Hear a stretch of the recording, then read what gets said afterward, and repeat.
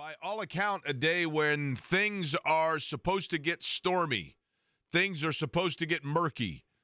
Things are supposed to get a little bit dangerous, perhaps. I don't even know the level of that. But my understanding is, while it's calm right now, the question marks of the storm are coming on this Wednesday. And tomorrow it is game number 6. For the Pacers, it is, for the first time in the postseason, do or go home. I'm not going to say do or die because it is sports and not real life, although it is to an extent. But win or go home or stay home, because if you lose, you don't go to Oklahoma City for game number 7. The Pacers' season hangs in the balance.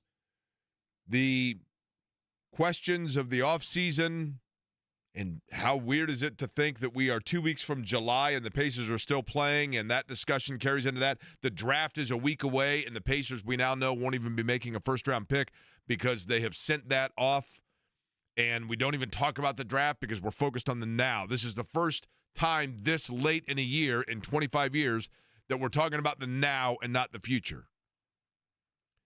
But the day begins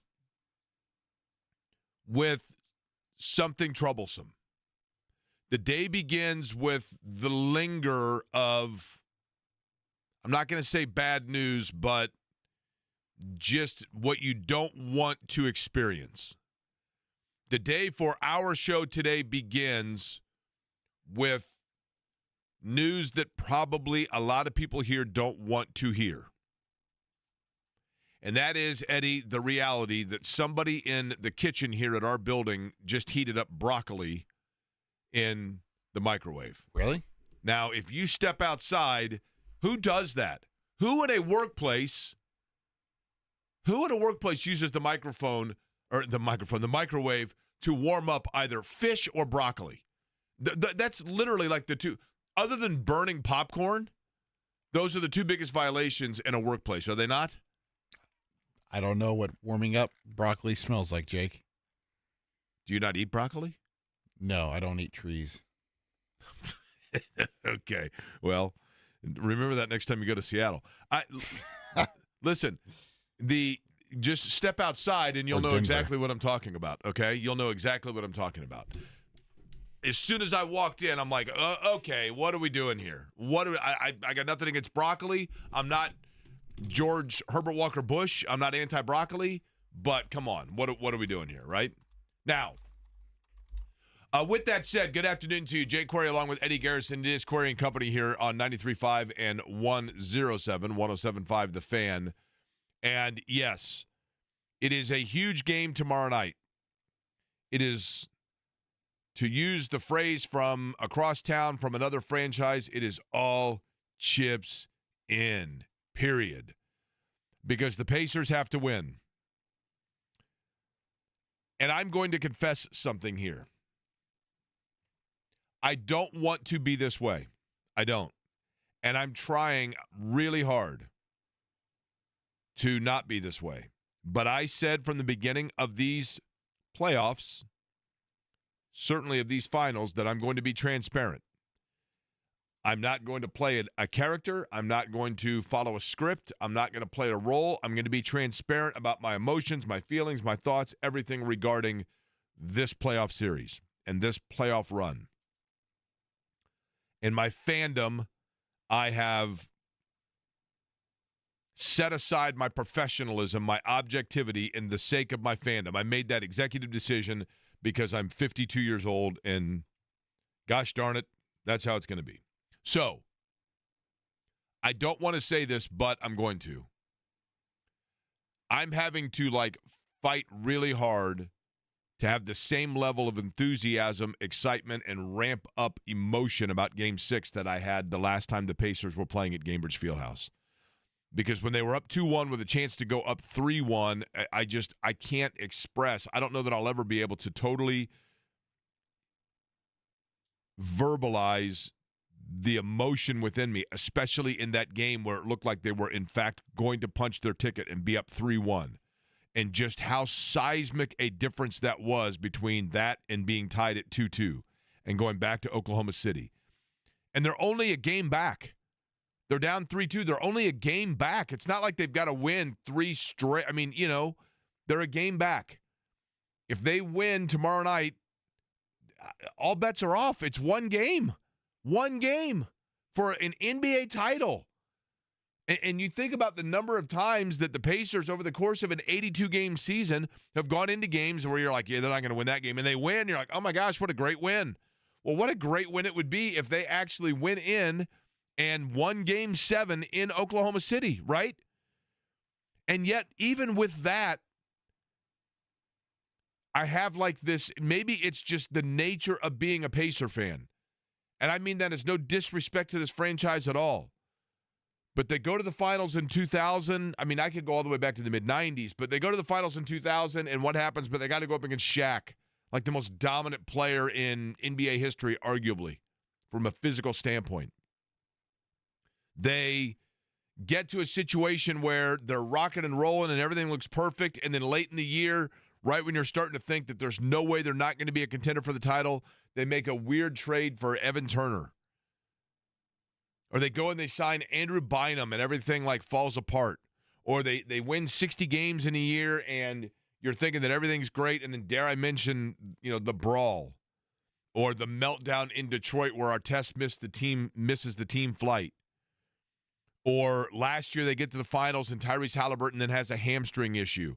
Or Victor Oladipo gets hurt right at the time when it looks like. I mean, there's so many things, right? And it all comes into play. And maybe that's why, as a fan, I have this. I'm always looking for the anvil over my head. But at the same time, as a radio host, I'm here to also look at it and go, they win one game at home and they are a win away. Then it's a best of one. It's a best of one. And they've already won in Oklahoma City. But it takes us to the big story, which everybody wants to know about, so we'll get right to it, and that is the availability of Tyrese Haliburton. And the part of me that says, oh gosh, looks at it and says, okay, here's what we know. What we know is that Tyrese Haliburton had an MRI yesterday to evaluate the severity of a calf sprain. Now, I mentioned yesterday, the calf is, I'm not a doctor. I don't need to make that disclaimer, but I will anyway. I'm not a doctor, nor am I a trainer. But in talking to people, it's my understanding the calf muscle, I mean, there are two different ways in which it's like I said yesterday, it's the 65-70 split, right, where it all comes together, moving down towards the Achilles. I do think, I don't know this, but I think it's a very fair and safe assumption, an understandable one, to think that the Pacers, when looking at Tyrese Haliburton's situation, even as badly as Tyrese Haliburton may want to play, even as badly as the Pacers would like Tyrese Haliburton to play, even as badly as we fans of the Pacers would like him to play,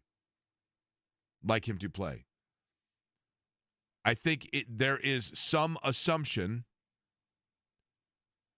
not from the Pacers standpoint, that we would have to look at and say, okay,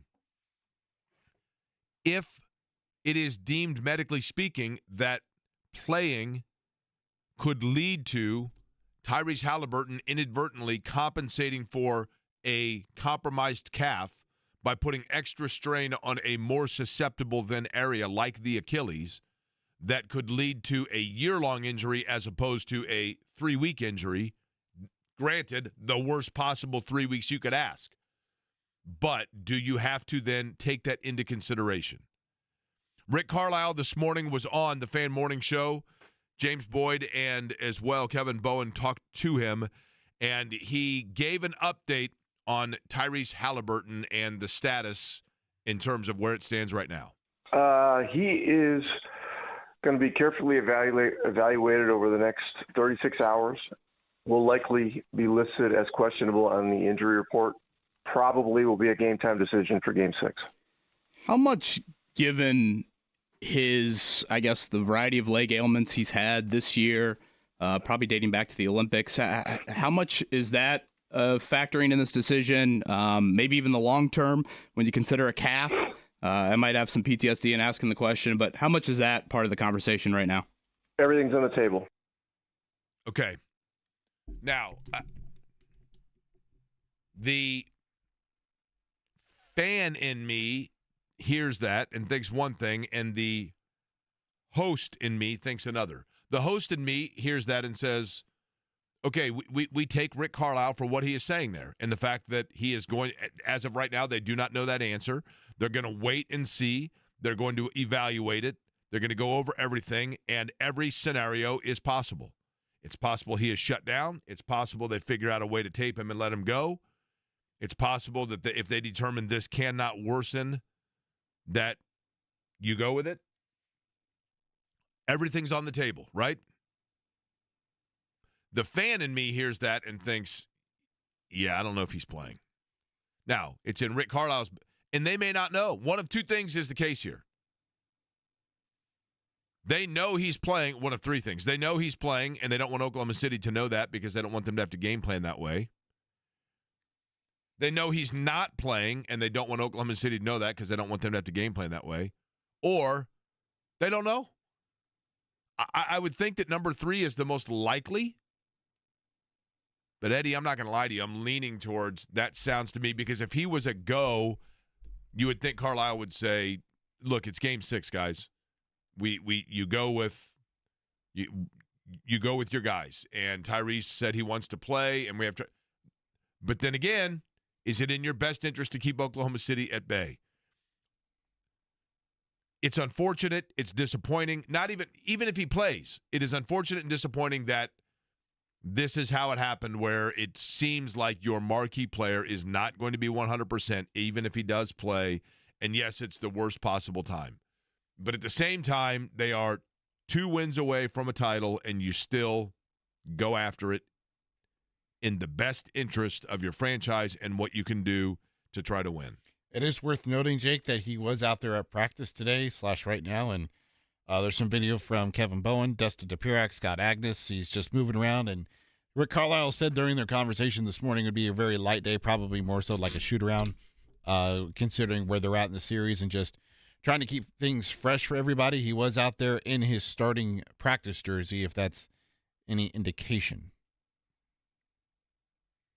I think they'll take a long look at it and see where the chips fall, right?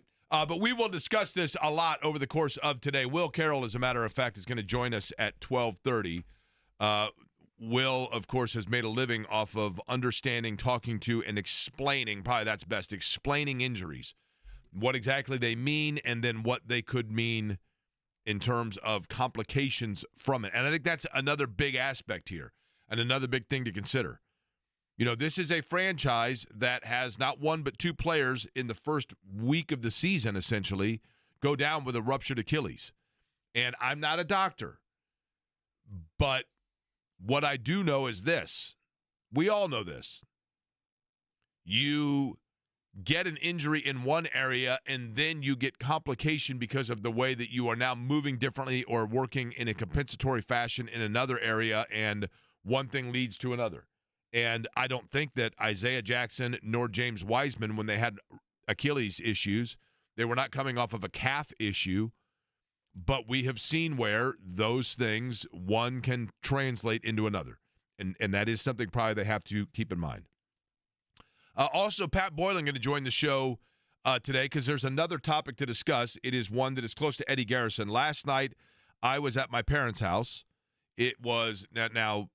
And my parents, I've got to give them a ton of credit here because it made life very convenient for myself and my 2 sisters. Were you carving out the portion of the wall in your closet of your childhood bedroom? They're still not moving, so I don't have to. For those unfamiliar with what you're referencing, and it does tie into one of our guests today, Eddie, my parents, a year ago or so, made the comment that they were moving.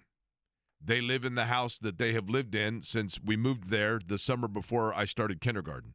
So it is essentially, that's my childhood home, but it's the home that for 46 of my 52 years on earth, my parents have lived in. And I had a huge closet that was almost like a fort when I was a kid. And my buddies and I, over the course of all of the years, it has our growth charts on it. It has, we practiced our autographs. We wrote down all the crushes that we had, sports that you name it. It's all still there in the wall of the closet of my bedroom. Mm-hmm. So when my parents were talking about moving, I was talking on the air about having someone come and cut out that part of the wall, turning it into a table or something that I could always have. And then my parents said, you know what, we're not going to move after all. So that's been shelved. But as I was there, so that ties into both of our guests other than Will Carroll today. My parents, very conveniently, their birthdays are 13 days apart. So it's buy one, get one. Like when we get together for family birthdays, cake and ice cream and that kind of thing, we do both birthdays at the same time. So happy birthday to both my mom and dad, and then you factor in Father's Day as well, so it was all encompassing. But I was over there, and my parents both are huge fans of the Fever, very big fans. And they wanted to watch the game, so we had the game on. And one thing that I noticed, and there was a lot going on, opening of gifts and happy birthday and this and that. So the game was on. I didn't hear as much of the game as much as I saw it.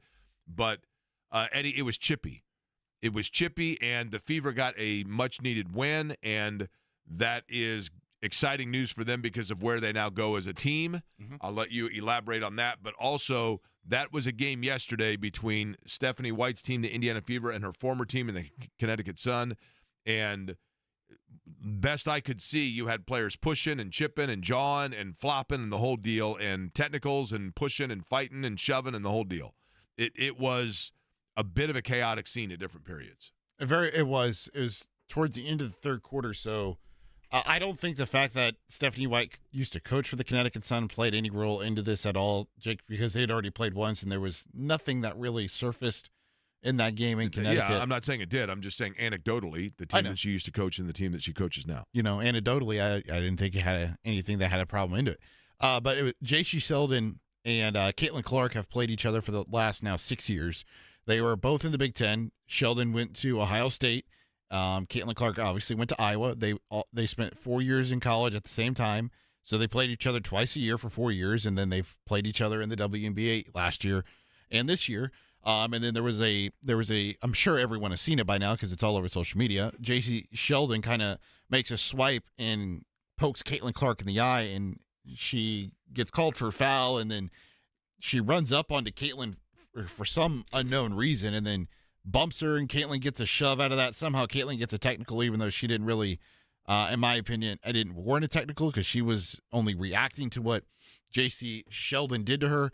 And then because of the shove, Marina Mabry comes over and turns into Brian Urlacher and just pummels. Turns into Brian Urlacher. You mean she has a billboard for hair replacement every 4 miles on 294 in Chicago? Perhaps. More like trade requests. Anyway, so then it leads to a whole skirmish. So for some reason, the officiating crew doesn't determine that what Marina Mabry did, even though by the letter of the rule book, she should have been ejected. The foul that Sheldon committed was upgraded to a penalty flagrant 1. So then that whole thing transpires. And then we get into the final stages of the fourth quarter, and it was pretty much just a revenge foul from Sophie Cunningham. She holds Sheldon, preventing her from going up, and then throws her to the ground. It leads to a quote-unquote fight. Leads to Sophie getting ejected for a flagrant foul, penalty 2. And then Tina Charles picked up a technical foul. Sheldon picked up a technical foul, and since it was her second, she was ejected. It was it was melee is the wrong word. It was nonstop throughout the course of the game, right? And it looked certainly like, and I think there was a lot of discussion about the officials did not nip it in the bud early enough. No, like if they nip it in the bud right then and there in the third quarter, then I don't think that gets to the levels in which it did in the fourth quarter. And the other comment that I would like to make about this is, can we please speed up this review process? Like, I was sitting here last night. No question. There was 8 minutes. That was, yeah. They both took brutal. 8 minutes long. I'm like, this isn't that hard. Now, I understand on the second one when you had Sophie Cunningham's situation, because there were so many players that were all involved in that, so that's why it took so long. But can we expedite it just a little bit quicker, please? Because I was sitting in the studio for 9 minutes on these reviews, and total for each of them, I'm just like, can we get it moving? And then the game never really had any rhythm after that. Between the third and late fourth, there was just no rhythm because every contact that was made was a foul. Here's the other. So when all of that was happening, and you mentioned the drywall of my closet, I got to thinking about the fact that the Pacers are in the finals. They're taking on the Oklahoma City Thunder. I was having a conversation with Mark Monteith, and Mark's a great dude, and we were talking about just the Pacers of the last finals and now and whatever else. And Mark mentioned to me. Do you say that about me, by the way, when people ask you what it's like to work with me? He's a great dude. Okay. Mark is a great dude. I was talking about me, but okay. I say you have potential to be a great dude. How's that? Really? Yeah. Oh.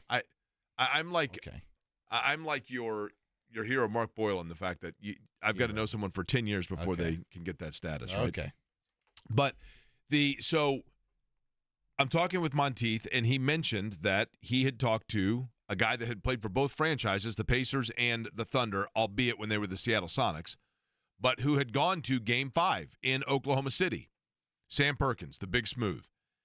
And I have never actually met Sam Perkins. I guess when he was here, I was peripherally covering that team, but he was not necessarily like a starter. He was a very good complimentary piece for that Pacers team in 2000. But so I said to Mark, I said, is he a pretty cool guy? And he goes, oh, he's the best. And I said, do you think he would come on the show? So while I'm at my parents', I got a hold of Sam Perkins to see if he could come on the show to discuss the finals, because I thought he could have good perspective because he was there in Game 5. He's going to be here for Game 6. And he responded and said, and I'm going to read you exactly his response because I thought it was hilarious. His actual response here was, he said, now this is a guy that made, what would you guess Sam Perkins made in his career if he was in the NBA for, I think he played 14 years in the NBA. He's a college basketball Hall of Famer. He's an Olympic gold medalist. He played for the Lakers. He played for the Sonics. He played for the Pacers. He went to the finals for 2 different franchises. He averaged 16 a game over the course of his, 14 or 15-year NBA career. Do you have his career earnings by chance? This is very impressive to me. Yes. Yeah. What's his career earnings? 65 million. Okay. So he's probably sitting on 30 million, right? Yeah. So when I asked him if he'd come on, he said, yeah, it'd be great. I'm drywalling and plastering a room, so it'll be nice to take a break from it all. I'm like, wait a minute. So you're an NBA veteran that's worth $65 million, and you're doing your own drywall and plastering in your house? That's impressive, is it not? We could just we could literally just do Sam Perkins home improvement tips, right? And the nice thing about when he drywalls, and maybe I'll use this line to him when he's on, needless to say, when he's got to go over everything with the drywall, it's going to be smooth, right? That goes without saying. What? Nothing. Deep down, you're impressed by that. No. Will Carroll, again, injury expert, going to join us just a couple minutes from now. The big news, Tyrese Haliburton, game time decision for tomorrow night. And certainly if you look at, and we do not cover the Milwaukee Bucks. We do not cover, I'm trying to think of other players. Lillard, obviously, when he had that Achilles, right away you could tell. Damian Lillard knew what it was, but what was Damian Lillard dealing with before he had the Achilles problem? It was the calf strain. That's the thing that makes you worry, right? Same thing with Kevin Durant the year that the Toronto Raptors won the NBA Finals. Yeah, it was a calf strain, right? Mm-hmm. And I think what happens, and Will can elaborate on this, but I think a big thing that happens is it's all connected and you start moving. You don't realize you're doing it, but you start moving a muscle in a way that you had not previously, and now all of a sudden a muscle that has not gotten as much usage suddenly is taking on that usage. It is compromised. It is not as strong, and then you have a problem. And that's what the Pacers, it's a very, very tricky situation.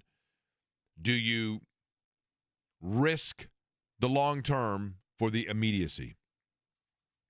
Only they and their medical staff know, and we will find out when they say game time decision. Maybe they already know, and they are playing poker. Will Carroll will answer some of the questions about it just in terms of how slippery this may be and how risky this may be. He joins us next.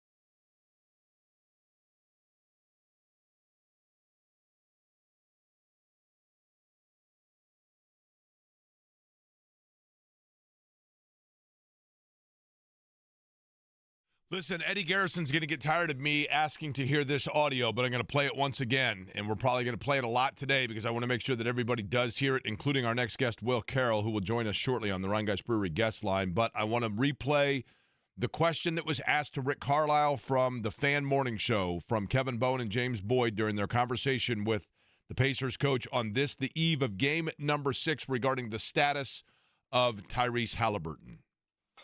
He is going to be carefully evaluated over the next 36 hours. Will likely be listed as questionable on the injury report. Probably will be a game time decision for game 6.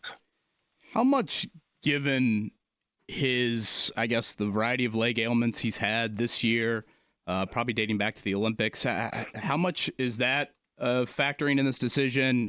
Maybe even the long term when you consider a calf? I might have some PTSD in asking the question, but how much is that part of the conversation right now? Everything's on the table. Okay, so Will Carroll joining us now on the Rhinegeist Brewery guest line. Of course, injury expert on the Expos Twitter, whichever way you would like to refer to that outlet. Will, let's begin with this. You know, we don't know specifically where Tyrese Haliburton has a strain, but let's the calf, I believe it's in the back right part of his leg. Yep. A strain means exactly what, and what is the fluctuation in terms of level of severity of which one could have under that title? So any strain is tearing of the fibers of a muscle or tendon. In this case, it's muscle, obviously. Then it gets graded. 1, 2, and 3. From 3 is a full rupture of the muscle or near loss of function. We've seen those. You often see those with tendons. That doesn't appear to be the concern here. I've heard a lot of people comparing this to Kevin Durant, and I just don't see it. I don't, like you said, we don't know the location. I certainly don't know the location on this one, but this looks to be a simple muscle strain. How bad? That's the question. Normally we see guys, even with a mild one, losing 5 to 6 days. So the gap between games is nice, but is it enough? Okay, let's begin with this question. The 1, 2, and 3, okay? Mm-hmm. I mean, I can probably make a safe assumption here, Will, but I'm not a doctor, and I'm not, talking about it and analyzing this the way that you have made a career doing so you would know this. If you have a grade 1, which I assume that's the least harmful, correct? Yes. Correct. Smallest tear. Is it safe to assume that continued motion on a 1 then eventually probably perpetuates itself into a 2 or a 3? Or does motion not necessarily equate into worsening? It doesn't necessarily, but it often does. Right. Just if you think about a rope. Let's say you're using a rope to tow something. If you've got a little cut in it, if you see there's fraying, do you say, nope, can't tow this boat? Or, do you say, well, I really need to get this boat somewhere, so I'll risk it. That's essentially what they're doing with his calf muscle. Now, okay, I think the reason that people equate this and as Kevin Bowen mentioned, the PTSD, Will, mm-hmm. is the everything seemingly is connected. Kevin Durant, in the case of Damian Lillard, he had blood clots, but I believe he also had a calf strain at some point. In mm-hmm. Durant's case as well, I think people become concerned that you are beginning to compensate in a way that compromises a tendon like the Achilles beyond the level that it is used to, and thus you increase your chance of furthering your injury. Do you believe that may be a cause for concern here? No. The compensation is real, but that's not why the Achilles goes in these cases. If you just look at the back of your leg, if you just lift your toes up, you're going to feel your Achilles move. The actual test for it is called a squeeze test. And all you do is right above where the Achilles is, you squeeze. And does the foot move? If the foot moves, it's still connected. In every case, you don't have to do an MRI. They know flat out whether an Achilles is compromised. I mean, Damian Lillard knew it the second it happened, right? You could tell. Yeah, it pops. I mean, it literally pops. People say they hear it. They actually don't. They feel it. And your brain reads it that. The question is the location. Now, think about where the Achilles tendon comes in. It essentially comes out of the calf. That muscle goes down. The calf's function is to move the foot, and it does so with the lever of that tendon. So if it's, where does that muscle become a tendon? The medical term is musculotendinous overlap. If I point to a spot, is that tendon or is that muscle? Kind of both. So if it's in that area just above the tendon, is the tendon at risk? Yes. If it's way over on the side, is it at risk? Not really. So much of this comes down to the location as well as the severity. What is done, if anything, Will? Mm-hmm. If let's just say, and we don't know the severity of Will Carroll's our guest. He's on the Ryan Geist Brewery guest line. We're talking about Tyrese Haliburton's calf.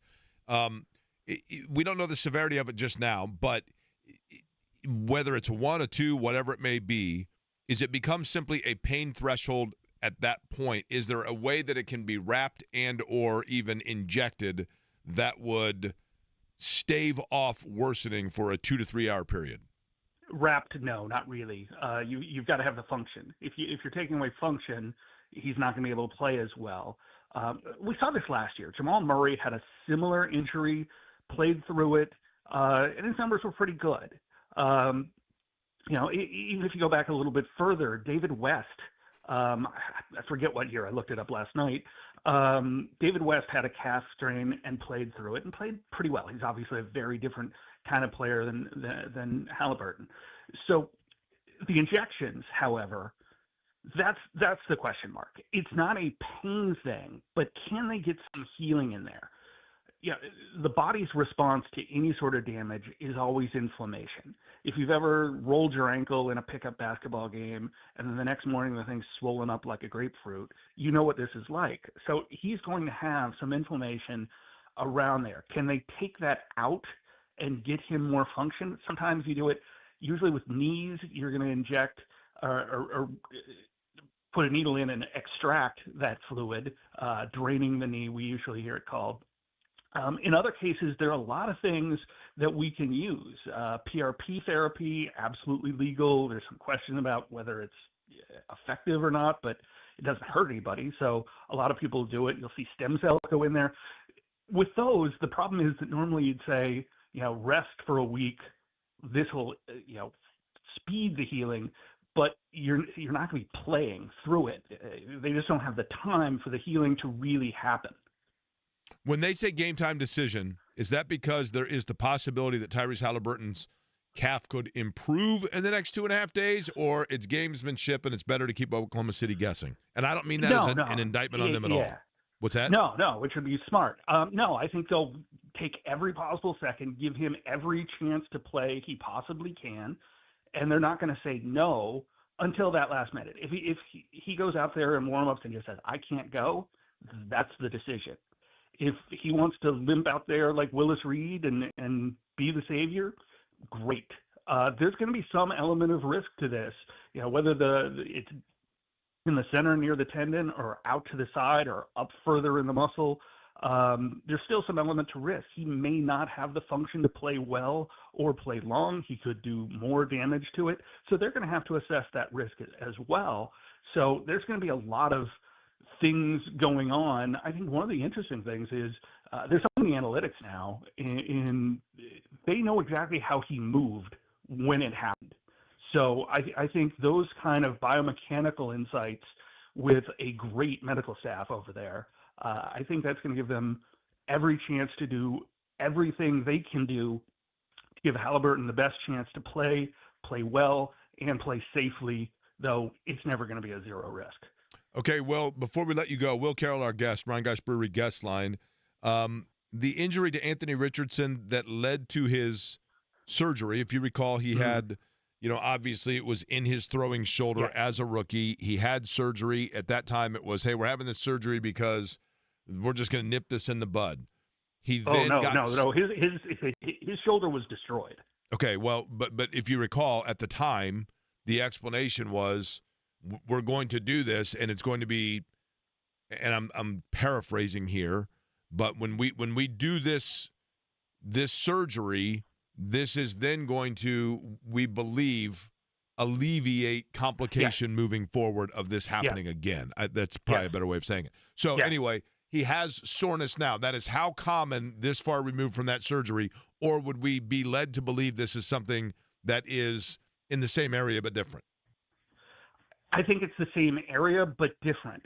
What he had was the AC joint, which is the small joint in between the shoulder and the clavicle. We used to call it a separated shoulder, but there are two ligaments there, thick, not very mobile, and when they ruptured, they had to put it back together. They had to reconstruct his shoulder, and they did it in part with something called an internal brace, which is functionally, think of it like Kevlar little shoelaces. And they stitched it back through. Dr. Neil Elatrash, who's one of the best surgeons in the world, he did Kobe Bryant's Achilles. He's done knees. He did Aaron Rodgers' Achilles. So he did Shohei Ohtani's elbow, and that looks like it's gone pretty well.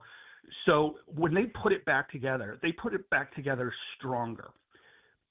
Thing is, that stuff hasn't been around so long that there's been a bunch of these in quarterbacks. I mean, it's an uncommon surgery.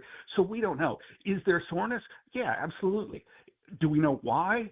No. And that's part of the problem. So is there more inflammation? Is there scar tissue in there that just needs to break up, and that can form years later? Is there something like a calcium buildup? There's a million things it could be. But did it break? No, I don't think so. I don't think this is the same problem. I think this is soreness for another reason. Okay, Will, we appreciate the time as always, and we're going to put you on retainer here in case this, especially if he plays or doesn't play or whatever it may be for the Pacers standpoint. If they go to a Game 7 and we're back in the same situation, we might have to revisit it again. And I'm thinking we probably will be revisiting Anthony Richardson coming up in August as well, but we shall see. But I appreciate the time as always, man. Anytime, Jake. Will Carroll joining us, Ryan Geist Brewery guest line. Interesting stuff for certain. I'm a little bit more encouraged by that, just in the case of if this is something that, there's not concern about the Achilles. I'm not saying that that he's speaking for the Pacers there, but we shall see, right?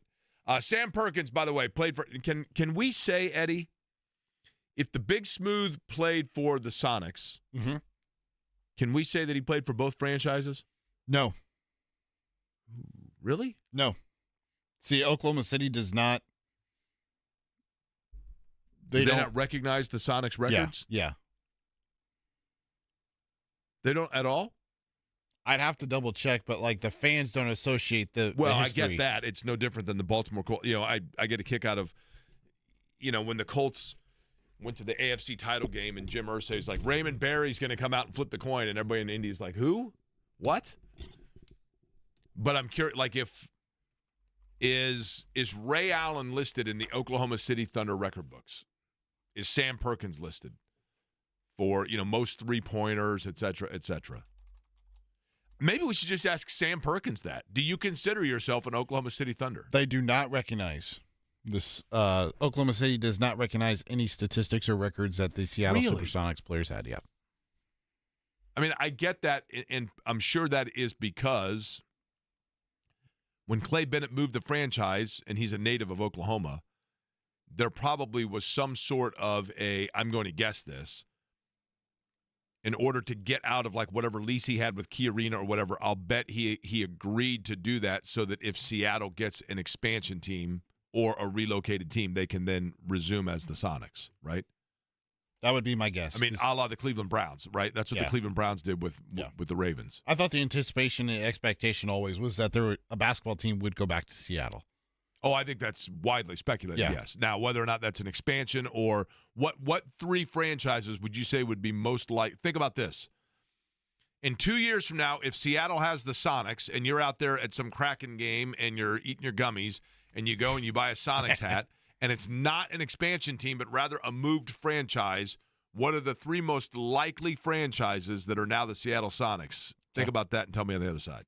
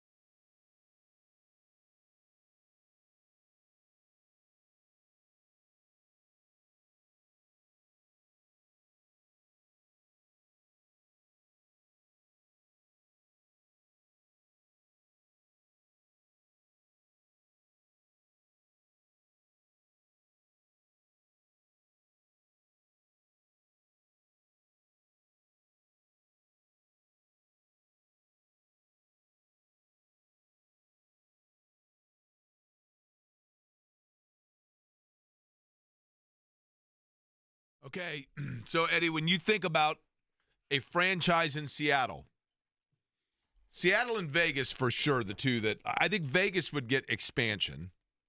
Yep. I mean, Nashville feels like eventually they're destined to get a franchise as well, but Seattle and Vegas, certainly the two that are most often discussed.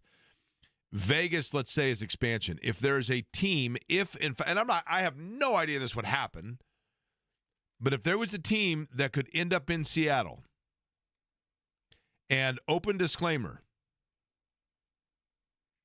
I have always had concern that the Pacers could be that franchise, but I feel much better about that now than I did a year ago because of what appears to be a very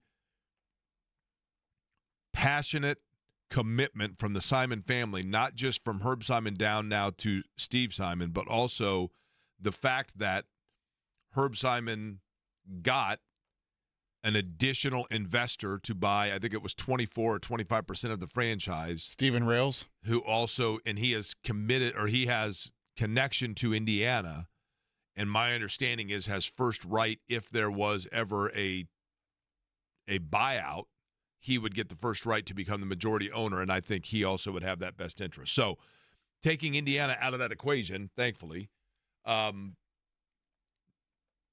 our scenario here, the three franchises that you think would be the most likely to be moved to Seattle. Move to Seattle? Ugh. If there was relocation, the ones that you feel are on the most fragile ground where they are. See, I was looking at Western Conference teams first because I feel like it would be hard for an Eastern Conference team to make that they move would all the way. realign probably, but yeah. Like the immediate one that comes to mind is the one that has changed so much over the years, and that'd be the Charlotte Hornets. Okay, that's fair. That's fair. Although the current Hornets are, I always forget. The current Hornets were the Bobcats. They've always been in Charlotte, right? Yeah. Because I will go with, my first answer will be the one that was the former Charlotte Hornets, and that's the New Orleans Pelicans. New Orleans as a market, it is, I believe, the smallest television market in the NBA, and just at no fault, unfortunately, of the people in that great city, but just the population has been so hurt by after Katrina and everything else, and business structures and whatever else. That's a good call. So that would be one that I would think. Give me your second. Man, I want to say Toronto for some reason, but I don't know why. Okay, Toronto is certainly understandable just because of the fact it's in Canada, but I do think that in that market it's very viable, right? I agree. I think you got to go with, boy, it's hard because it's really loved in the market, but the television market way, and I think that they get great support, but I don't know how many Fortune 500 companies there are other than the big one, but Memphis comes to mind. Yeah. And then the third, to be honest with you, for me that comes to mind, and part of its proximity and part of it's just because this franchise is constantly rumored to be one that could be on the go, is Sacramento. And I thought about Sacramento as well, but I just didn't know because they have such a fan love. They do. No, you're right. They have a great connection to that city. No question. No question about it. But I'm going to ask Sam Perkins when he joins us, the Big Smooth. By having played so long for the Sonics, does that mean he was part of the Thunder? We'll ask him when he joins us if we can get him away from his drywalling next.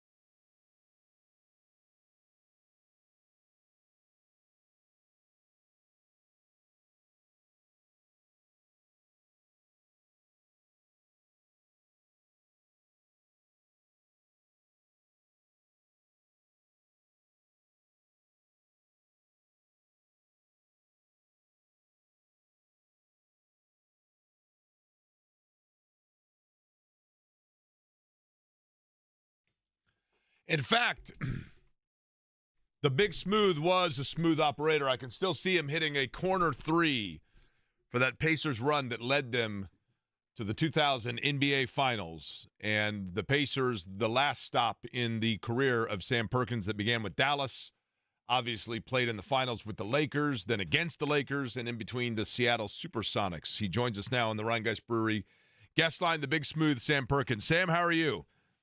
Good, man. It brought back memories for a second. Now, so my understanding is, and I want to get to this first and foremost before we get to basketball. I find this fascinating. We were looking it up, and I'm like, okay, I mean, this is just me, but I mean, I've been a low market, low level, mid tier radio host for like 10 years, and I'd hire someone to do drywall for me if I had to get that done. Yet you played like almost 20 years in the NBA, and you're drywalling today. Is this correct? Man, let me tell you something. I'm a man of all trades, and so my father got me into it when I was working for him, painting fire escapes on top of buildings and scaffolding and stuff. So I figure I might as well change my room up and drywall it starting yesterday. Okay, all right, fair enough. So wait a minute. So you painted fire escapes. I mean, you grew up in the New York City area, right? So like you're just running around Brooklyn and Queens as a kid with a paintbrush? Well, no. Slow down. He owned a apartment building. So every Saturday, I would always, go up on the roof, and come down the fire escape, scrape all the old paint off. And next thing you know, I'm putting on the black paint. It took me all day because I procrastinated, waving at the people coming by or the women that were coming by. So long story short, that's how I got into it. The trade helped a lot. So when I took this task on the other day, the past couple of days, I said, let me try this. So coming out, I should take a picture of it and show you, but it's working out. So that's what I'm doing in my spare time. Well, like I said earlier, needless to say, the work will be smooth. We know that much, right? I mean, that's the important thing. No doubt. You already know. All right, let's get to this. Do you consider yourself obviously the Pacers and the Oklahoma City Thunder, which were previously the Seattle Supersonics, where you played this particular series? I found it interesting. My understanding is, you went to Game 5. You were in Oak City. Do you have a rooting interest in this series? Oh, yeah, I do. I mean, the first 1 to 4. I mean, like I told people, I told Eddie Johnson the other day in Oklahoma, that I'm torn because I love the Pacers. I had a great time there with Donnie Walsh, selecting me to come there as a free agent. Larry Bird and Rick Carlisle was my coach at the time. So, and all the players from Austin Crochet to Chris Mullin and Reggie Miller and Mark Jackson and a few others. I was like, man, this is a team, because remember, I was always in the West most of my career, and coming to the East, I wanted to come back to the East because of my family and stuff like that, but so they can come see more often. But at the same time, I was intrigued by the East competition with the Knicks and all the other teams that were there in Milwaukee. And so I was always like, well, let me come here. Indiana's a good team. You might have a chance. But as far as OKC with being associated with Seattle, there's some prominence there too. I mean, it was a great organization I was associated with, and we had teams there that could compete as well with Gary Payton, Sean Kemp, Hershey Hawkins, Kendall Gill, Frank Bukowski. I mean, Jim McIlvain. I mean, we had another crew that was real good. So, I'm torn between these two, but the Pacers, I'm kind of like, hoping that they can get over the hump so we can see another game. Sam, with that, and I don't know how, like we talked to Austin Crowsher about this, and I think sometimes former players, when you watch games, you see it with a different eye than we do because you can put yourself in that situation. What was your or what has been your assessment just so far of the series itself? And, without knowing the status of Tyrese Haliburton for Game 6, what's the Sam Perkins scattering report for Indiana in Game 6? Well, let me tell you, I was watching the game in Oklahoma, and I noticed that both teams, somewhere around the third quarter, fourth quarter, they were tired. And I can only assess that by just looking at some guys because of the fact there was sloppiness started to, take part of the game. Turnovers, missed shots, missed rebounds, or missed putbacks, things of that nature. They were. I give both teams credit. They are hustling and playing hard, and the game is always coming down to the third or fourth quarter. But I think because of them going so long and so many games, and the games were real tight and being competitive, I think the third quarters, everybody gets a little tired, and there's one guy that's always picking them up. McCollum did a good job, bringing them back, but the thing is, they just lost the ball because of Oklahoma gained some breath, and they decided to make their run. But it's been nothing but short of a good series because of the fact that you have two teams going at each other, two coaches that are just trying to play chess, and it's good to see. But if I was in that, I mean, nothing. If you make a shot, it's worthwhile because everything counts. Turnovers, extra rebounds, hustle plays, 50-50 balls. Those things come into play because the end of the game is marginal. When you remember being a player, and you played in the NBA Finals, Sam, right? What is the mindset of a player in an elimination game? As fans, you tense up. What about as a player? No, the player, you have to, one thing you have to be is mentally strong, and sometimes because of the matchups, people always say so and so will win, the Lakers will win, and whatever, because they trounce on the mentality of the other team that not being there. So let's say LA was playing against Orlando. They would automatically think LA would win, but Orlando don't have the mindset and the 4-game discipline to even think about it. So that's where I always say you got to be mentally strong because it's a possession at a time, and if you don't use your possessions wisely, things can go disarray, and sometimes this is why you have leads, this is have runs, and this have deficits that you have to come back to, and so when you have deficits like that, a 20-point run, 15-point run, the mentality of the other team is like, oh man, can we come back? Can we do this? They dig a hole and they start doubt starts setting in, and sometimes that happens within this series. But I tell you, Indiana comes back; they don't let up, and Haliburton was a big part of that, as you can see through the series with New York and other possessions that he had in that series. It almost went, New York's way, but the mentality of the Pacers, it was real tough. Sam Perkins, our guest on the Rhein Geist Brewery guest line, of course, played for the Pacers from 99 to 01, was also in the NBA Finals with the Lakers. Sonics in between those two. You started your career in Dallas. You've got actually, Sam, some connections to Indiana in more ways than just the Pacers. I want to go back to this. I don't want to bring up like a terrible memory for you, but as an Indiana fan growing up, I still sometimes wonder, did Indiana really defeat North Carolina in 84 in the tournament and knock them out 72-68 on March 22nd of 84 in the Omni in Atlanta? Not that I remember it, but at that time, you then were getting ready to go play in the Olympics with Bob Knight as the head coach, your teammate Michael Jordan obviously along with you, and then obviously Steve Alford as well, who had finished his freshman year at Indiana. What was the experience like of playing for Bob Knight and that team, which I think most would say is the greatest amateur basketball team ever assembled? Well, I mean, you're correct in all phases. I mean, from that time to the loss in the NCAAs to the Olympic team, playing for Bobby Knight was different because I was so used to Dean Smith. And they are like night and day, no contrast, no similarities, except for the point of being winners and being, great coaches. Their philosophy was different, And so we went into the trials with him yelling at all of us and not letting us do much. You know, he had us on a leash because of the fact it was that tense, and there was like 75 to 81 guys trying out, and I remember that well in Bloomington.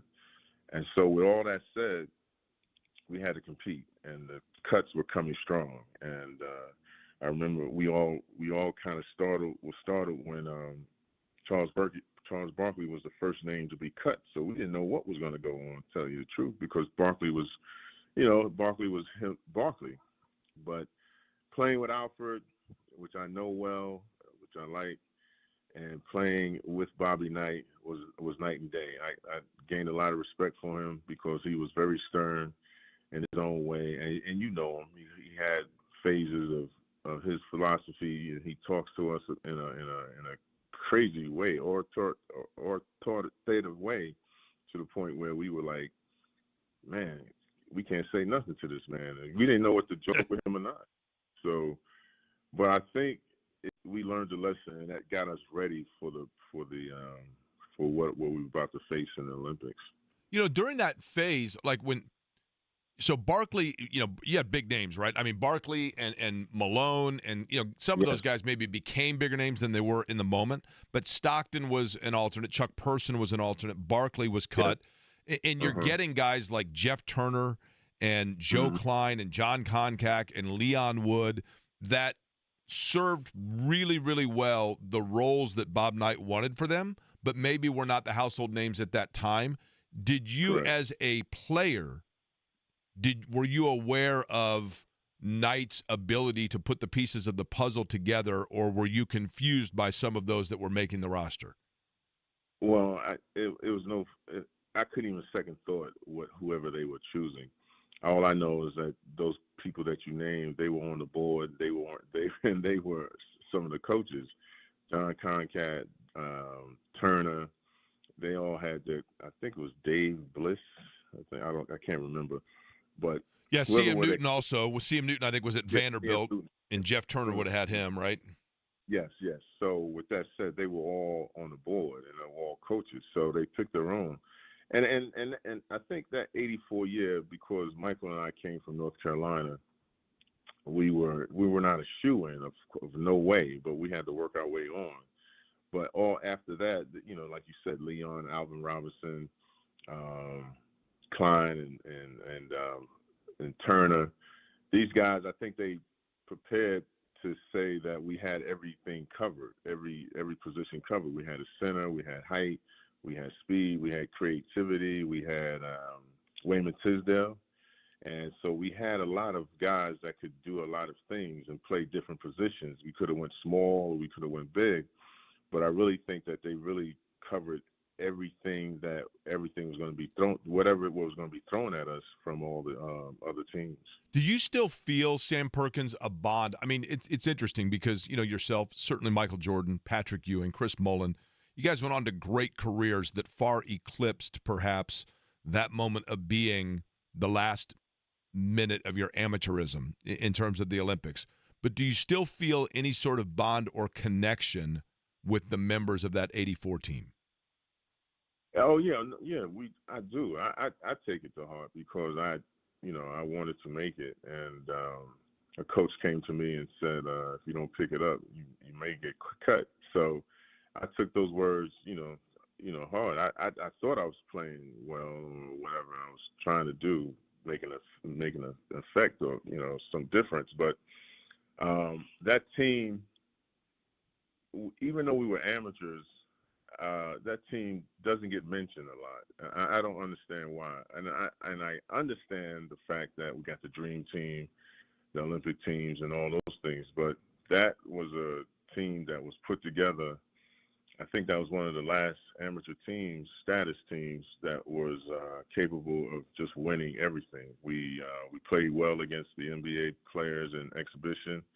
At the Dome, right? You played at the Hoosier Dome, right? Yes. Yeah, exactly.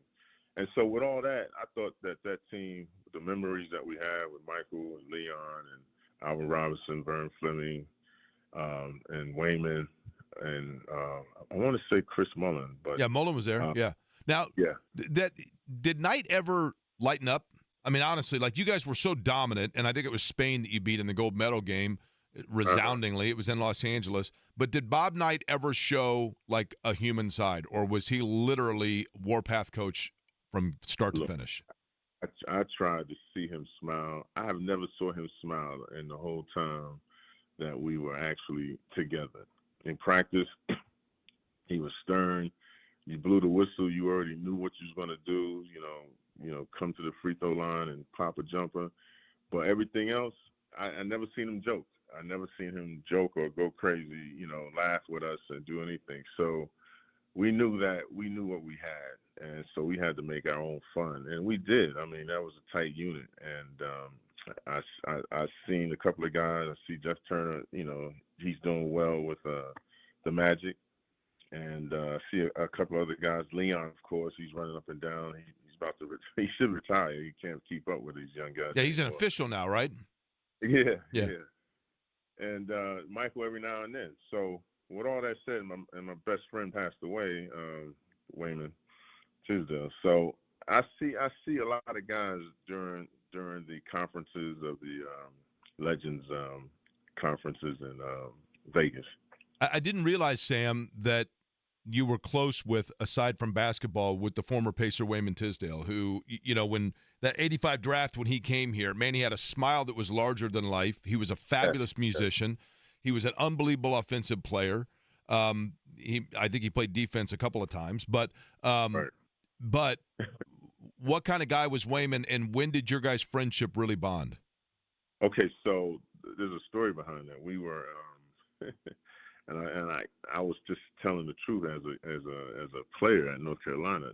We were about to play Oklahoma, and I think it was a Christmas tournament somewhere. I can't remember, but we were about to play him in the tournament. And they asked me, "Do you know Wayman Tisdale?" I said, "No, I don't even know where he play at." Stuff like that. So they took those words and made it a locker room, news and stuff like that. Put it on the wall and say Sam Perkins doesn't know who Wayman Tisdale is, and at the same time he's leading the conference and scoring and doing whatever he needs to do over there. So I was like, okay. So after that, when we met and we played, we became best of friends because he said he knew what I was trying to say, but everybody took it another way. And then wound up being close friends and being, since he's in Oklahoma and I was in Dallas at the time, or North Carolina at the time, when later on we found out I was in his wedding and things, best man. So, I mean, that's how we grew. And we sat in the basement talking about music, where I like to produce and he likes to play on hand. So that relationship grew, bonded, and we were tight ever since he passed away. By the way, that was December 29th, 1982. You guys beat Oklahoma 77-69 in that game, in case you were wondering exactly the specifics on that. Yeah, I didn't want to say I won, but well, you did. You did win that game. I knew that. Okay, let me give you one other random, obscure Sam Perkins connection to Indianapolis, and this is a complete stretch, and you're either going to go, holy cow, or you're going to go, man, I have no idea what you're talking about. One of the superstars that came to Indianapolis, the first real superstar from an NFL standpoint, was Eric Dickerson. Eric Dickerson, of course, was with the Rams, was traded to the Colts in 1987. One of the players involved in that trade going from Indianapolis to the Rams was Owen Gill. Owen Gill went to the same high school as you in New York City, and you guys are basically the same age, and I was curious if in any way, shape, or form your life ever crossed paths with Owen Gill.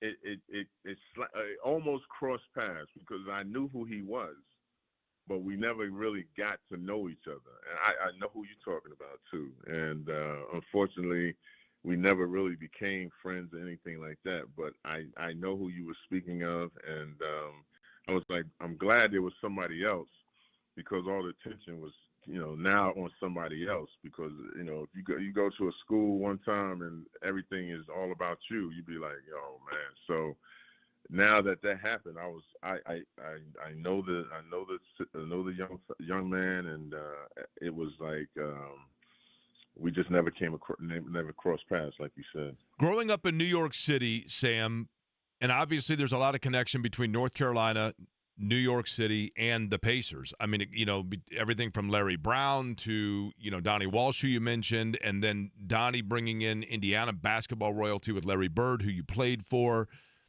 Growing up as a New York City basketballer, did you learn to appreciate the passion and the knowledge of Indiana basketball and what basketball means to the people of this state during your time, either be the Olympics or as an Indiana Pacer?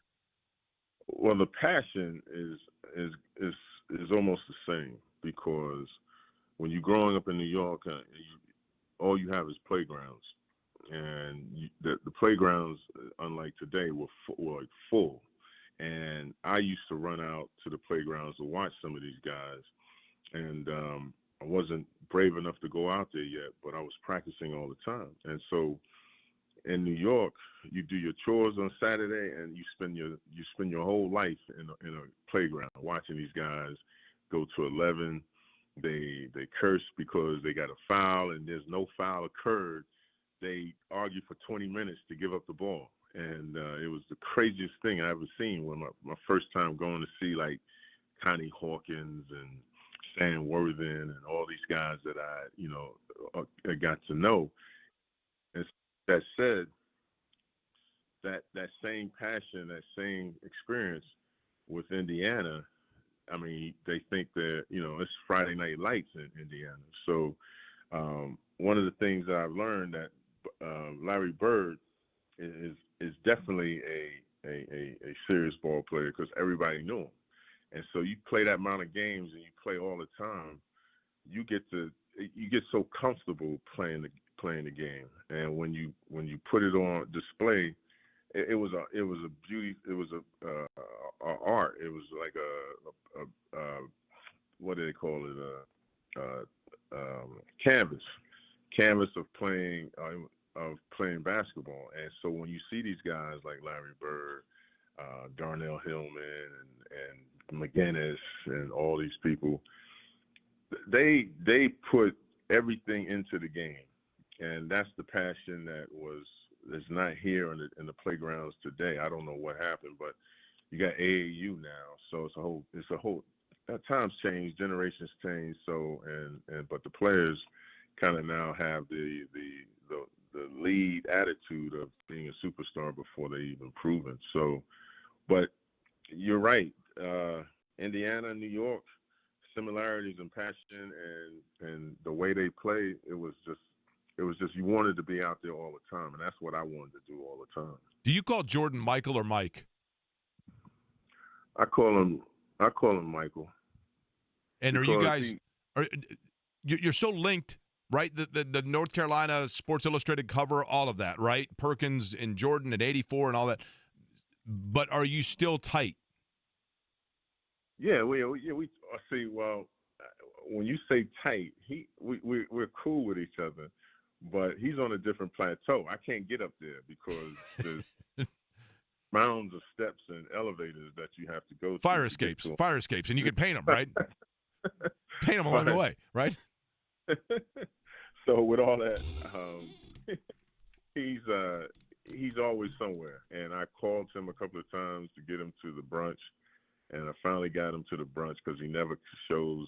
Never wants to be the show of the take away anything from whatever's going on. But he did finally take my call, or he got the call. And so those type of things. He plays golf, and I'm not into golf as much as he is. And I don't have a G7, G6.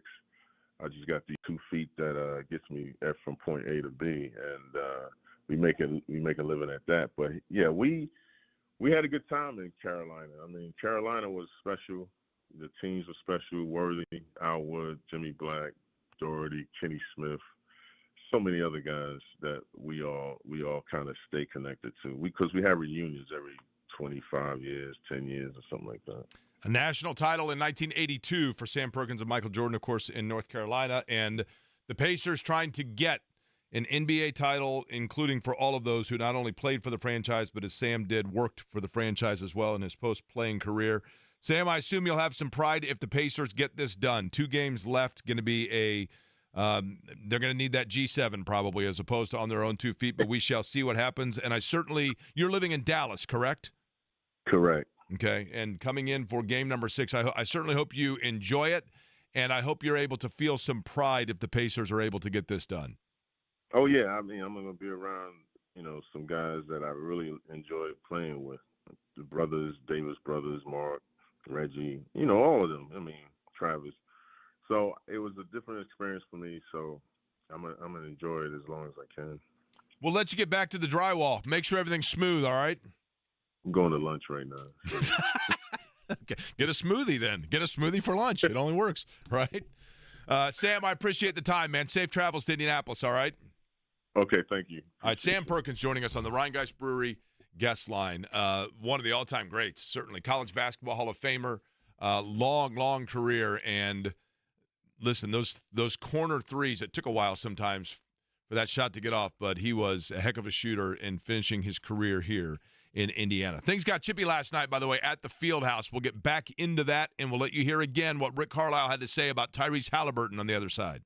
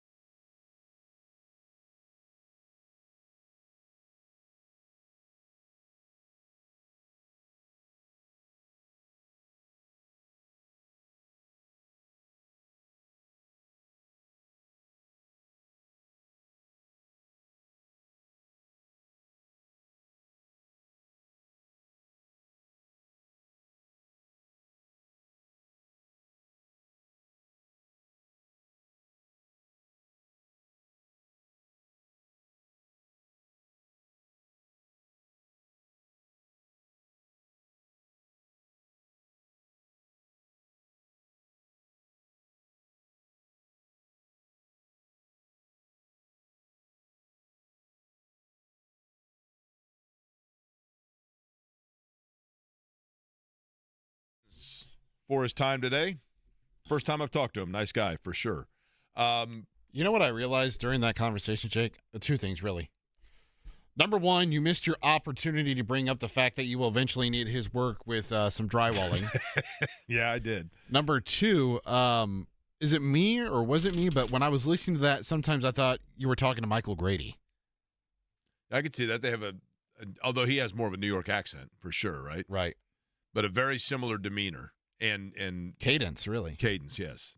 Good way of saying it. Tyrese Haliburton has practiced. Tyrese Haliburton has spoken. Rick Carlisle has updated. Let's go chronologically here to get you the latest on the Pacer star and his availability for game number 6 tomorrow night. What we know is this. Tyrese Haliburton has a calf strain. Tyrese Haliburton had an MRI. We don't know the severity of said strain. Rick Carlisle joined the morning show this morning with Kevin Bowen, James Boyd, and discussed when asked about Tyrese Haliburton. This is this morning, some 6 hours ago or so, 5.5 hours ago. Here we go. He is going to be carefully evaluated over the next 36 hours. Will likely be listed as questionable on the injury report. Probably will be a game time decision for game 6. How much, given his, I guess, the variety of leg ailments he's had this year, probably dating back to the Olympics, how much is that factoring in this decision? Maybe even the long term when you consider a calf? I might have some PTSD in asking the question, but how much is that part of the conversation right now? Everything's on the table. Okay. They did go through more of a shoot-around, I guess you'd say, than practice. Tyrese Haliburton was asked the question, if this was a regular season game versus postseason game, would you play? We'll let you hear from him in a second, but first, here is Rick Carlisle talking later this afternoon, just moments ago, as a matter of fact, with the latest on Haliburton. Rick Carlisle. Yeah, he participated in all our walkthrough stuff. So, but it's a walkthrough, so it's not. There was no real running or moving or anything. So we'll see. We'll see where we are tomorrow. It's a topic that people want to hear about and know about, and there's going to be a lot of questions about it. But we will not really know for sure until late tomorrow afternoon or early evening. Okay. Tyrese Haliburton also answering questions. I believe Kevin Bowen is one of those that asked here, but I'm not positive on that. But either way, here is Tyrese Haliburton from this afternoon. You have any update for us there? Nothing more than you've already seen. Practice today, did what I could. I know Coach just told you guys what the process will be tomorrow for me to play. And we're just taking it from there. Are you dealing with the strain? Yeah. If this was regular season, would you even think about playing? And does it feel like something that would keep you out for a week or 2 weeks? Or how does it feel in that context? Yeah, probably. I mean, that would probably be the case. But we're not in the regular season, so it is what it is. So not a lot more answers there. We could sit here and examine and decipher and break down and get cryptic in all of that, which is probably what we're about to do. So, Eddie, I'll begin with you. Your takeaway in that. Nothing. Absolutely nothing. Because I think it's ultimately going to see how he responds after going through, the light shoot around today and how he responds to the around-the-clock treatment that I'm assuming he's going to get the rest of the day / night, and then tomorrow leading up to the game, and how he's feeling, as he's going through warm-ups for Game 6. So I think we're up in the air, and it's truly a game-time decision.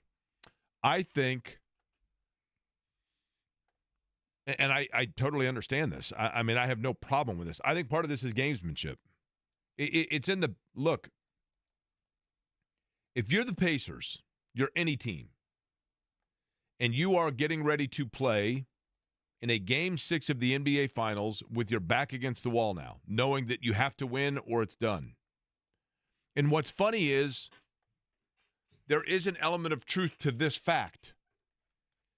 It does feel like they're down 12-0, and they've got to win 13 straight games. They got to win one game to force a Game 7. And it was only, it was a week ago when it felt like this was a fait accompli. They were going to win it all. Yeah, we were on cloud 9. Right?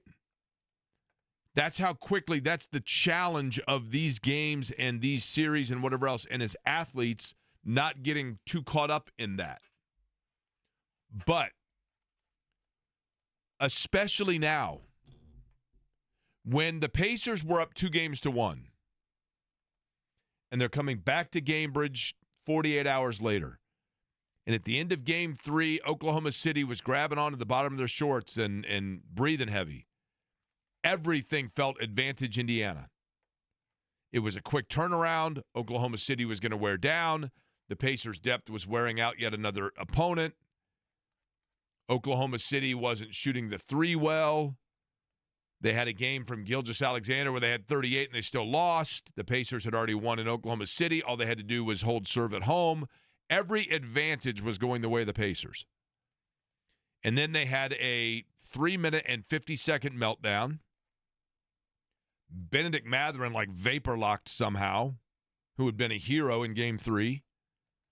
And everything turned.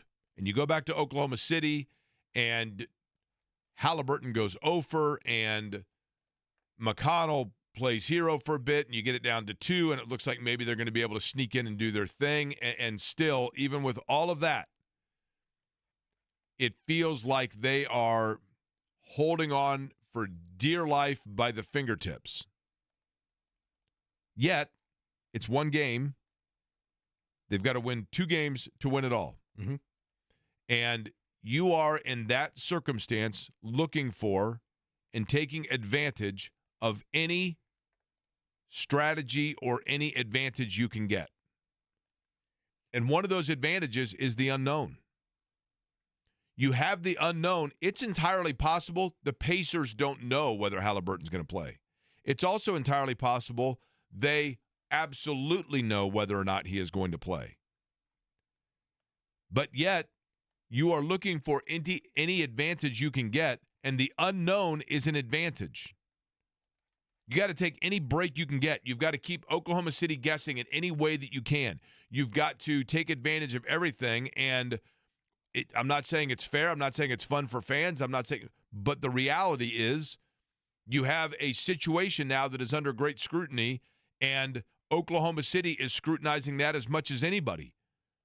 So why not parlay that into one microcosm of an advantage as you can to keep Oklahoma City guessing. Now, that's not going to alter the way Oklahoma City plays or what their lineup's going to be or anything else. But why not, if there's any off-kilter you can create for them, why not do it? I would buy that if it's Game 1 or 2, but it's Game 6, so I'm not really buying too much into the whole gamesmanship thing of it, Jake, because by this time, they've seen almost every rotation the Pacers can throw out there. They've seen almost every lineup. They've seen everything. But what's to be gained by it? If they come out and say, you know what, he's absolutely playing. There's nothing to be gained and there's nothing to be lost. But what I'm saying is, Eddie, you have to, if you are in this situation and your back's against the wall, you take, even if it's a 0.001% chance, you take whatever chance you can if it's to your advantage. I mean, I agree with you. I'm just saying from the Oklahoma City perspective, it doesn't really matter. But it could. That's what I'm saying to you, is it could. I don't think it does. For them, it doesn't. Okay, but what I'm saying to you is it could. What I'm saying to you is if they have to, if you're the Pacers, what do the Pacers gain? Would you agree with this statement, okay? Would you agree with the statement that for the Pacers to come out and say definitively what's happening, there's nothing to be gained, right?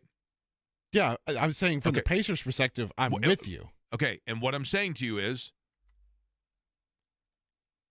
for the Pacers to keep Oklahoma City guessing, yes, it might be a 0.0001% chance that that's to their benefit, but that's better than a 0% chance. So you err on the side of the 0.0001, which is it's in their best interest to keep it close to the vest. Yes, for their interest, yeah. I'm just saying if I'm Oklahoma City, I'm not losing sleep over the fact that if he's playing or not, because I'm going to go out there on tomorrow night. If he's playing great, we know what we're doing. If he's not playing great, we know what we're doing. We've got 2 cracks at this to win the game. against the Indiana Pacers. Like, we've got 2 cracks at it to win NBA Finals. Well, I'm telling you, I think it's in the Pacers' best interest to keep them at bay. That's what I'm saying. I'm not disagreeing with you. That's what I'm saying. And if I'm and I think that goes into, to an extent, the reason why we're not going to know. I don't know that the Pacers know that, but if they did, I understand why they're going to keep that close to the vest.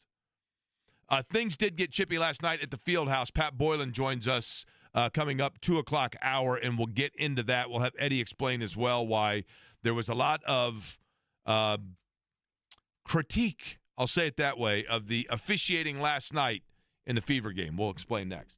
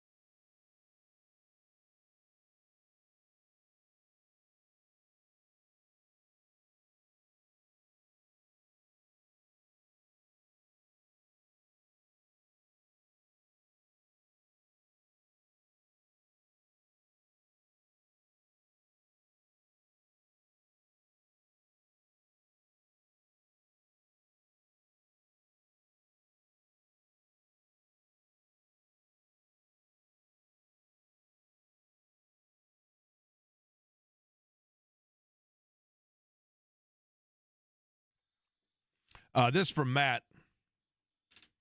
The Pacers don't really know about Haliburton's availability because they don't know how his leg will respond to the treatment he's getting. I don't disagree with that. What I'm saying is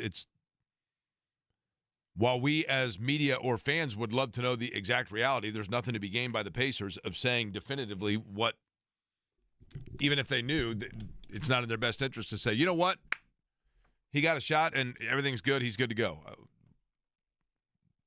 There's nothing to be gained by that. I understand why,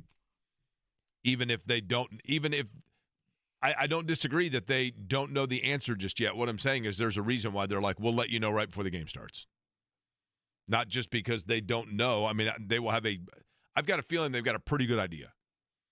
Last night at the Fieldhouse, Fever and Connecticut. And, Eddie, every time I looked up, people were fighting. or there was like a 10-minute delay, right? Oh, gosh. 2 different 10-minute delays. I'm like, can we get it moving? Come on now. So what exactly took place? So in the third quarter, Caitlin Clark got poked in the eye, smacked in the face, combination of both by J.C. Sheldon.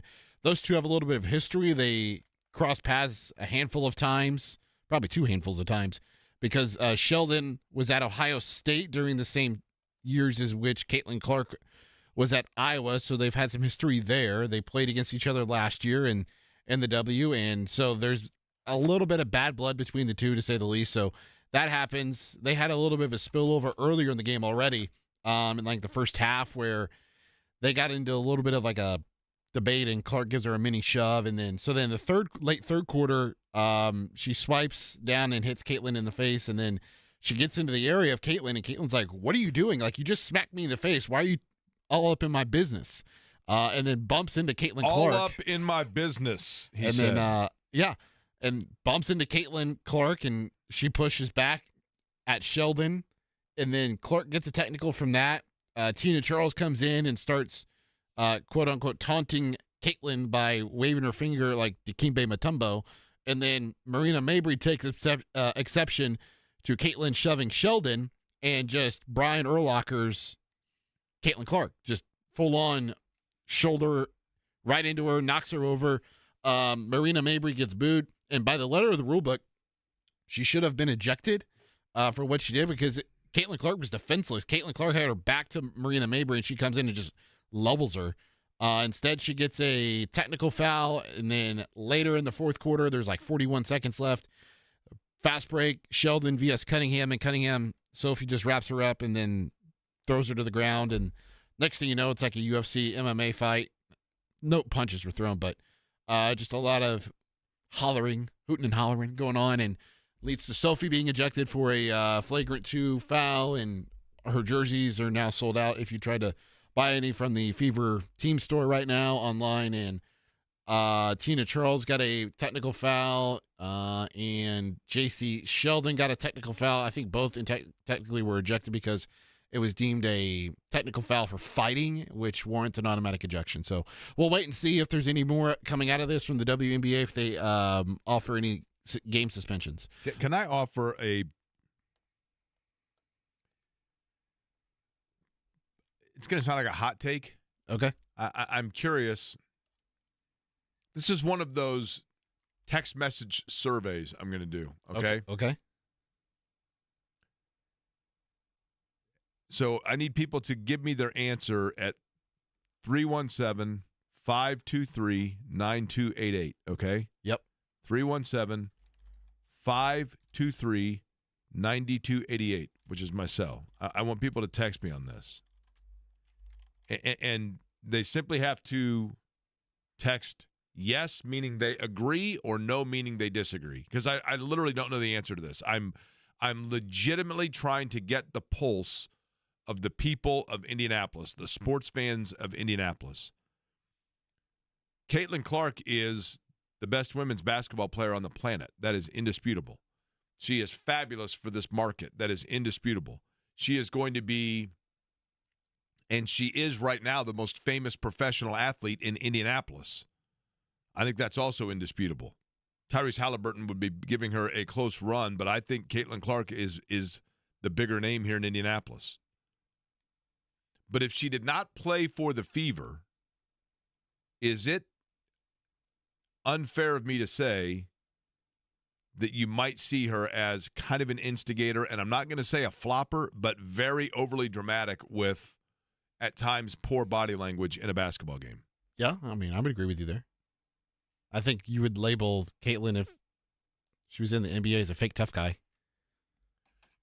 Okay, yeah. So, because I'm curious of that, as I was watching the game, yes, I don't dispute nor disagree with the fact that she probably gets guarded differently, handled differently, treated differently, that there's more resentment about her in a number of ways within the WNBA. But I do watch her, and I think it's her competitiveness. I'm not saying it as a knock on her, but even like at times within their offensive sets, her body language is not great, but a lot of these things that take place, there's a little bit of Woody Woodpecker going on there, right? Yeah, of a little like bit. being an instigator. Yeah. I'm not saying she's a dirty player, but if she didn't play for the Fever, would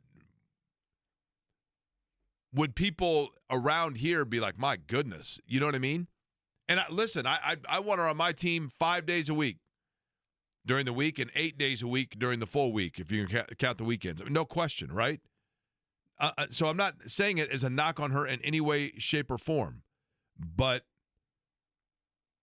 I didn't know whether or not I was being too critical in that assessment of it. Of, gosh, it just seems like there's always something brewing around her. That's the easiest way to say it. It just seems like there always is. Pacers in a situation now where they must win or the year is over with. So much focus on Tyrese Haliburton. So much focus on Tyrese Haliburton, which means we're going to focus away from that on what other things need to be done and where they could find answers if Haliburton's not able to provide them. And we'll get into it next. Pat Boylan, 35.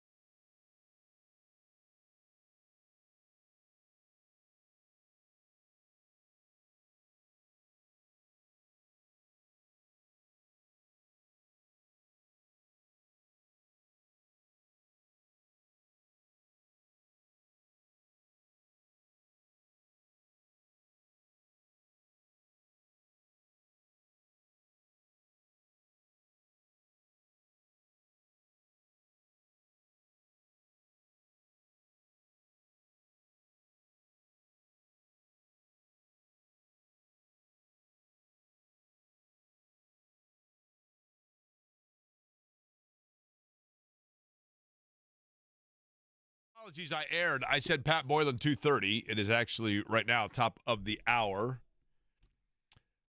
Will Carroll joined us 12:30 talking Tyrese Haliburton calf strain. Sam Perkins. Fun conversation with Sam Perkins in particular when I asked him, do you call Michael Jordan? I said, do you call Jordan Mike or Michael? He's like, oh, man, he's in a different world now than where I live. But Perkins was great, talking about the 84 Olympics, talking about playing for Bob Knight. I did not realize that Sam Perkins' best friend became Wayman Tisdale, also a Pacer, and Perkins will be here for game number 6. Pat Boylan will be on the radio call, of course, with Mark Boyle and Eddie Gill for game number 6 for the Pacers, and last night was on the television call, which meant plenty of downtime during 46-minute reviews that took place during the Fever game. Pat joins us on the Rhinegeist Brewery guest line. Pat, I will give it as recipient's choice. Fever, Pacers, you'd like to start with which? Let's start with Fever since it was last night. Okay, so that was a game that, I was watching it, and I did feel for you because there were just – I understand that things can get chippy, and I will be honest, there are times where I thought that it was, in particular, some of the percolation of emotion in that game was facilitated a little bit, but I thought, and I thought in like over dramatics by Caitlin Clark, truth be told, but I get it. I mean, I get all of the factors that go into that, but it felt like one that the officials kind of let get away by not being more stern in their decisions and their rulings at the get-go, and then things escalated from there. Is that a fair assessment from your vantage point? I think so, and one motto of mine, and it fits Debbie Antonelli's style perfectly as well, so we mesh well there. I grew up in the school of sports broadcasting where you don't bring up the officials all that often. Right. And that's, for me, a couple of reasons. One of them, nobody likes the guy or gal who's just whining when he doesn't feel like a call goes his way, night in and night out, game in and game out. To me, that just gets exhausting. But the other reason being, when you do bring it up, to me, it allows the weight of the moment to carry significance. It's not a boy who cried wolf type situation. And for those of you who do watch us regularly, first of all, thank you. And second of all, I think you would hopefully say that that's one of the few times I can remember Pat and Debbie discussing the officiating, at least certainly at that level. We talk all the time about the challenges that come with being a ref and bang calls and all of that, and how with technology these days, an official gets a view at one angle, one speed, and then we have 10 cameras where we can slow it down to 1/30th of the speed and zoom in and then say, see, the official got that wrong, which is why I'm always typically erring on the side of that the officials are a lot better than you think, and that they get a lot of calls right, that you're only seeing the ones they get wrong because you've got all of this technology and aid that they don't. I say all that to say this. What I don't have sympathy for is when you have 10 minutes or maybe 46, I lost track, to look at the monitor and to review all of those angles that we're getting. And listen, I'm not saying that Caitlin Clark is not at fault here. She got a technical and probably deservedly so. But to have her poked in the face and then J.C. Sheldon kind of come her way, take her airspace as she's trying to recalibrate. And then just as that happens, Marina Mabry to go 1, 2, 3-step body check. Well, that one was pretty egregious, yes, for certain, right? Yeah, and for that to not be an ejection blows my mind now as much as when I saw it. And that's what I'm most disappointed in, is that was, I think, the opportunity to say, okay, things had gotten out of hand at that point, but that's where you could have slammed the door shut. And the officials left that door wide open, and then you saw more things happen as the game went in the final minute. So I just thought it was a big mistake. There were a lot of people, like I look at Michael Vopel, for example, somebody that's covered the WNBA since its inception for ESPN, one of the most respected women's basketball writers on the planet, who called it egregious. He's not somebody with an indie or a local bias. I just thought that was really disappointing, really poorly done, and added to your question and potential point. I think it just added to all of the different areas that were percolating or bubbling up below the surface, and then you kind of saw what you did. So, yeah, disappointing, too, because the Fever had a pretty solid night. They won a game by almost 20 points, and that's not the storyline, unfortunately. But and I realized that Caitlin Clark was, out there with the injury. I just looked at it, Pat, and I'll admit, I mean, it's not like I'm watching it with the nuanced eye that you are as the play-by-play voice doing the games. So this is such a helicopter viewpoint, but I want you to tell me if you agree or disagree. I look at them and I look at the talent assembled, and I think to myself, top to bottom, this is the best roster they have had in quite some time. They seem to have all areas kind of covered, because when you look at, for example, Cunningham and Caitlin Clark, and then you think to yourself, wait a minute, it was not long ago when this franchise was centered around the fact that Aaliyah Boston was the top pick in the draft and was a very good low post player. Is there an area that they still need to improve, or is it now just a matter of everything kind of molding together? Well, I think the roster as is certainly in place to be a contender. I think on paper that was viewed as the case going into the season, at least by me, and I know by many others as well. Now, that always depends on how you're defining contender. New York is the defending champion. They have one of the best rosters I've ever seen in the history of this league. And the defending champion with one of the best rosters of all time probably should be the favorite. So I think there's an important distinction there. But they've got the type of team that has the capability of contending, and as best evidenced by the fact that they played New York twice and one time lost by 2 and the other time won by 14. So they've been very competitive with the perceived and by record top team in the league here so far. So I think that has been good evidence of that. I think there's still another level that this team can get to. You see it in flashes and in spurts, but I think consistency is an area that they're going to continue to look to achieve a higher level of. And frankly, very understandable that they're not there yet. First of all, the roster had massive turnover between last year to this year.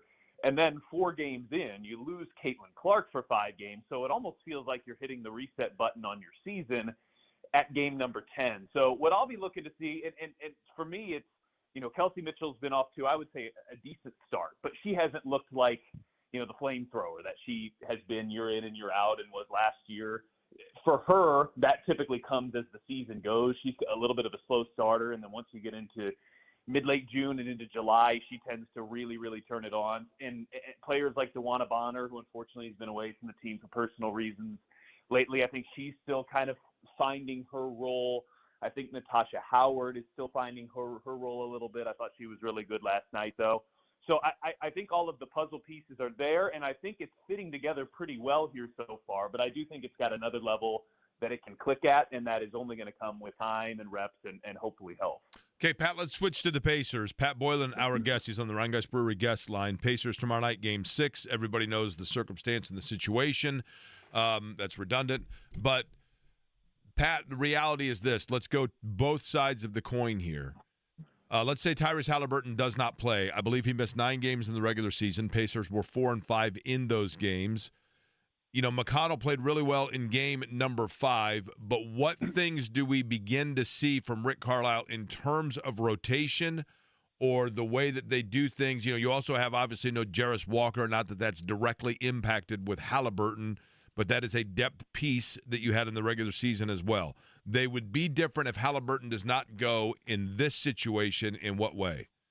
Yeah, I think, first of all, hopefully a conversation here that we're having that doesn't actually come to fruition. But if it does, I think you have a decent peek at what that might look like in games 2 through 4 against Boston in the conference finals last year. Andrew Nembhard was fantastic in those games. And hopefully you're not talking about him starting at point guard because Tyrese Haliburton isn't there. I think if that unfortunately were to be the case, I think you would hope that you could get something similar from Andrew Nembhard, because I think, frankly, you're going to need it. I mean, this Oklahoma City team is just so good that when you're at full strength, there are still areas that you probably, need to find a way to out-execute them in, because just you're looking at a team that won 68 games and had the best net rating in the history of the NBA. But the challenge there, Pat, tell me if you agree with this, the challenge with a Nembhard, I don't disagree with you that Nembhard, who I think has struggled, truth be told, a little bit, especially offensively, but that's because he has such a workload defensively because of the enormous challenge of trying to corral Shai Gilgeous-Alexander. No question. And that's maybe asking too much, right? For him to have Yeah, I mean, in fairness to him, 20 yes. points and 7 assists, and then also do that while he's guarding maybe the best scorer in the world. I mean, it's almost an impossible task, which is why it's, hopefully a situation where that won't come into play because he's just got to do so much. Maybe you can try, Aaron Nesmith on Gilgeous-Alexander more, but it really seems like Nembhard has had the better matchup defensively. And then obviously, I do think you've potentially got more minutes out of TJ McConnell. I think the challenge there is he's sort of like the closer in baseball that can throw 102. I mean, he gives you that unbelievable energy and effort because he knows he's not going to have to play 35 minutes. So he can bottle all of that up, kind of like a closer does, and throw 103. Well, if you ask a closer to start the game and pitch 6 innings, they probably can't throw 103. So I think that's the challenge with McConnell. But he did play 22 minutes, which were notable in game number 5. And I think if he can give you that, you have enough talent here at point guard, I think, still to win a game. But the problem is the margins are so low when you're playing a team this good anyway that you remove your best player from the equation. And it's going to be really, really challenging. But that said, you're at a point here in the finals where, yes, your backs are against the wall. Yes, you're down in the series. Yes, if you lose, you're done. But you're also just 2 wins away from a championship. And so if you can figure something out here, and hopefully that equation involves Tyrese Haliburton, I mean, you're only 2 wins away from doing something this franchise in its NBA history has never done either. So I know a lot of the discussion here is, and not necessarily with you, but just around the Pacers in general, has been a little negative over the last couple of games. But you've still got this unbelievable opportunity that's really not far out of your reach here as we hit game 6. Pat, it's just, to me, and I keep saying this, I know I sound like a broken record, but man, and I hope that I know it's different for players. I do. But I will admit, in this particular, I've always been a Pacers fan. I grew up a Pacers fan, right? I did. And then I was able to kind of shelf that for the objectivity of just the professionalism of doing a job, especially when I had a credential where my job was to literally cover games game to game in television, right? Right. And then in this run, my fandom won out because I saw so many people close to me what it would mean to them, right? And myself as well, the kid in me as well. Yeah. And for all of those reasons, it's been really hard for me to separate the emotion of the pendulum of the euphoria with 4 or 5 minutes left in game number 4 of where your brain starts taking you. And then the letdown and the disappointment of now feeling like it's all gone between your fingertips. And I don't know, you're around the team, I guess.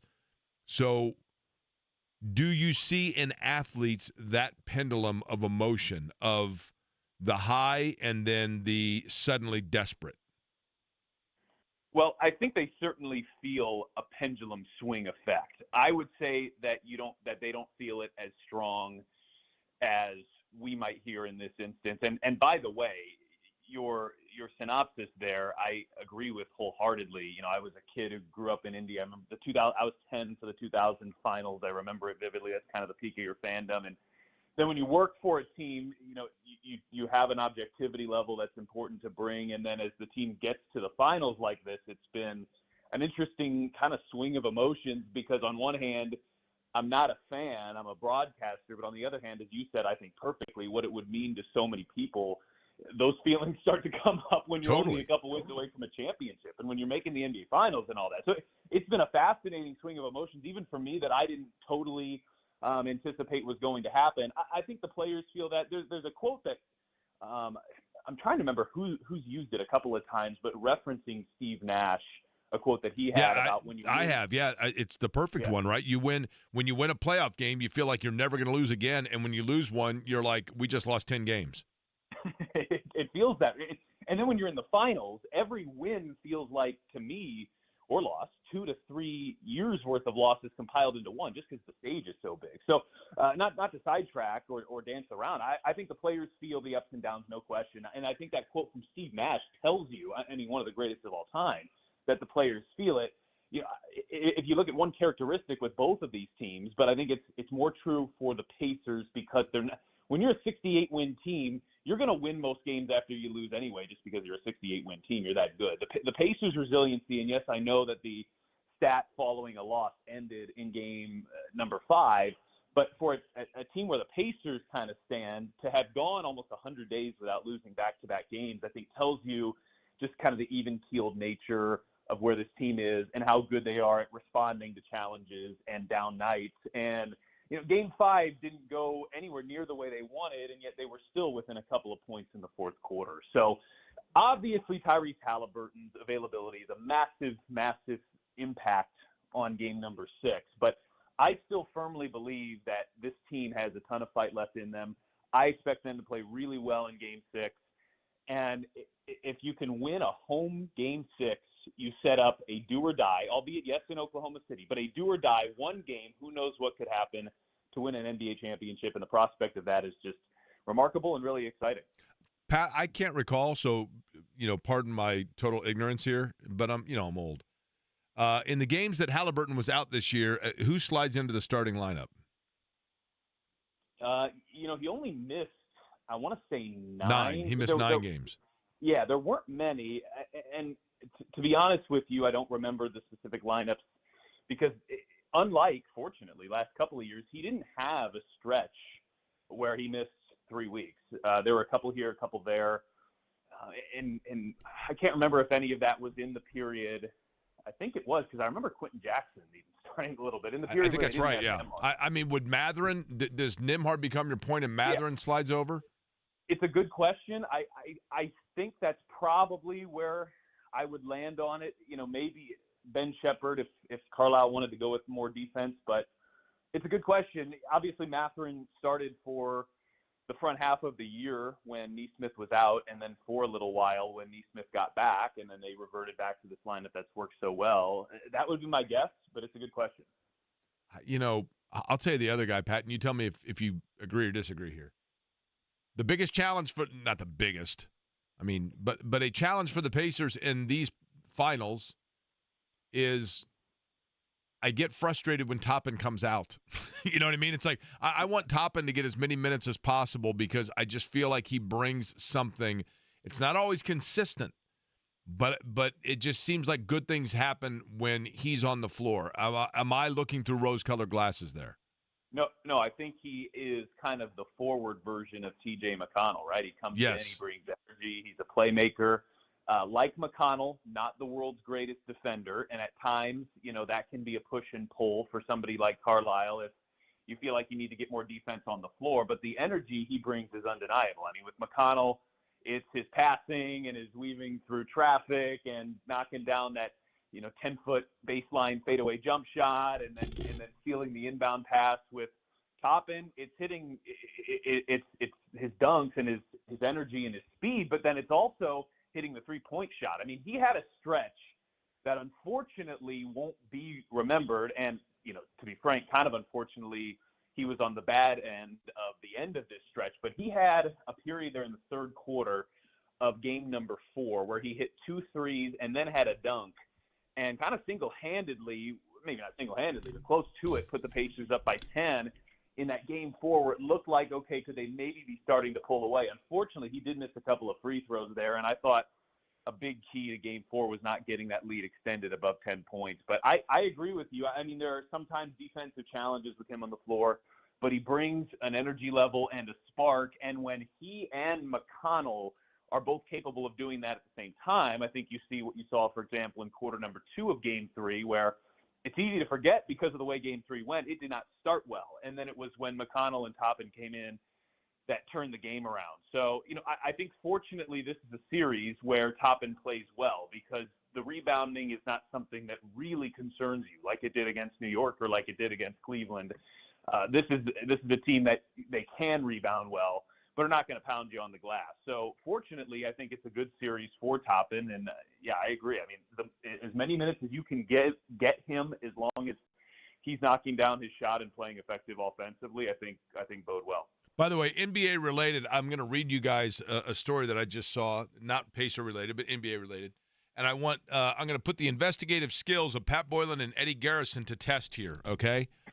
I'm going to read you 2 paragraphs from something I just read from the Indianapolis Star, and I want you guys to tell me the part that jumps out at you the most. Are you ready? Yes. Okay. This from Lafayette, according to the Indianapolis Star. Police say they stopped former Purdue basketball star Zach Edey on May 1st driving 101 miles an hour in a 55 zone on Indiana 25 in southern Tippecanoe County. Edey's northbound Kia Sorento passed the Indiana State Police trooper southbound's vehicle at 7:03 p.m., according to a probable cause affidavit. Pat, first thing that jumps out at you? The Kia Sorento. I mean, they're fabulous vehicles, don't get me wrong. But I was a little surprised that the Kia Sorento, that's the first thing that jumped out at me. So we're not I'm not isolated in my that jumping out at me. That also jumped out at you, correct? I was trying to figure out what it might be that stood out from that, besides the obvious. But yeah, I guess that's kind of an SUV, right? It's not a tiny car, but yeah, that's not exactly what I would have expected. But I would have expected, a guy gets, and I give total credit here to Zach Edey, but you would think like you're in the NBA. I'm assuming that he had probably some endorsement deals as well. Land Rover, Jaguar, Escalade. Kia Sorento's a fine vehicle. Don't get me wrong. I mean, it's a very sensible vehicle, but. And I guess if maybe it's specially equipped. I don't know. Eddie, was that also what jumped out at you when I was reading that? Yes. Okay. Now, is that the car Blake Griffin jumped over? Didn't he knock over a Kia? Am I the only one old enough to remember this? No, he did jump over a Kia. I'm almost positive. Whether it was Zach Edey Sorento or not, I'm not sure. It was going 101 miles an hour, and Blake Griffin. It was incredible that he jumped over it with that kind of timing, right? All right, last question for you, Pat. Back to basketball. I've asked a few people this. I'm fascinated by this. Maybe I'm the only one that is. One of the things that these NBA finals have done is introduce us to the city of Oklahoma City. I mean, I've always known of Oklahoma City. It is one of 4 state capitals where the state and the city begin with the same letter of one another. One of my favorite trivia questions. It seems to me kind of like it's mid-90s Indianapolis, but other than the Thunder, I didn't know a lot about the city. I feel like these finals have kind of given us better glimpse into the city itself and just the downtown. I know you were there for these finals. What can you tell me about the city, the people, just the culture, the topography, whatever? Give me your synopsis of Oklahoma City, Oklahoma. Well, it was my first visit there. I was a little surprised.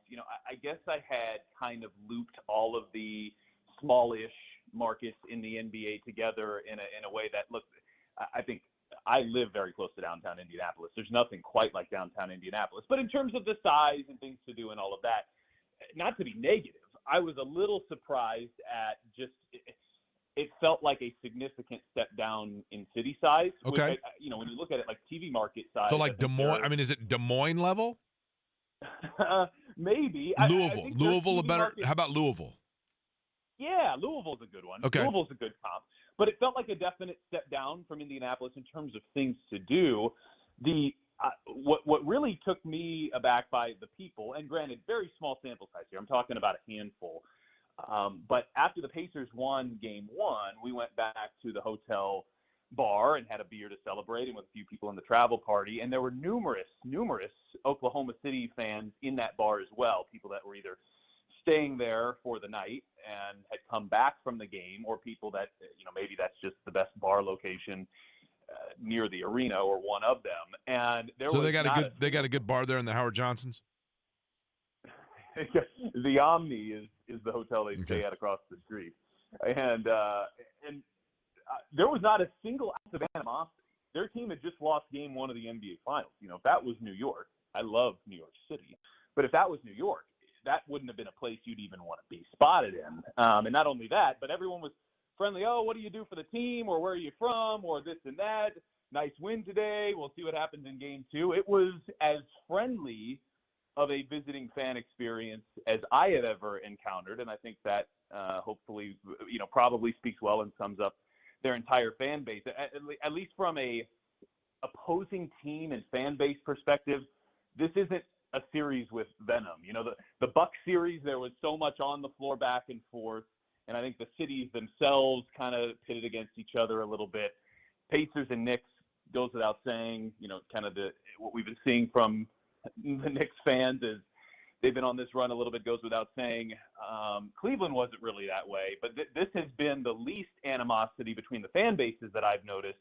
And that's interesting because the stakes are the highest as well. So I guess those would be my two takeaways from my trip to Oklahoma City. So overall, though, decent city is what we're getting at. Because I made I think it was during game one.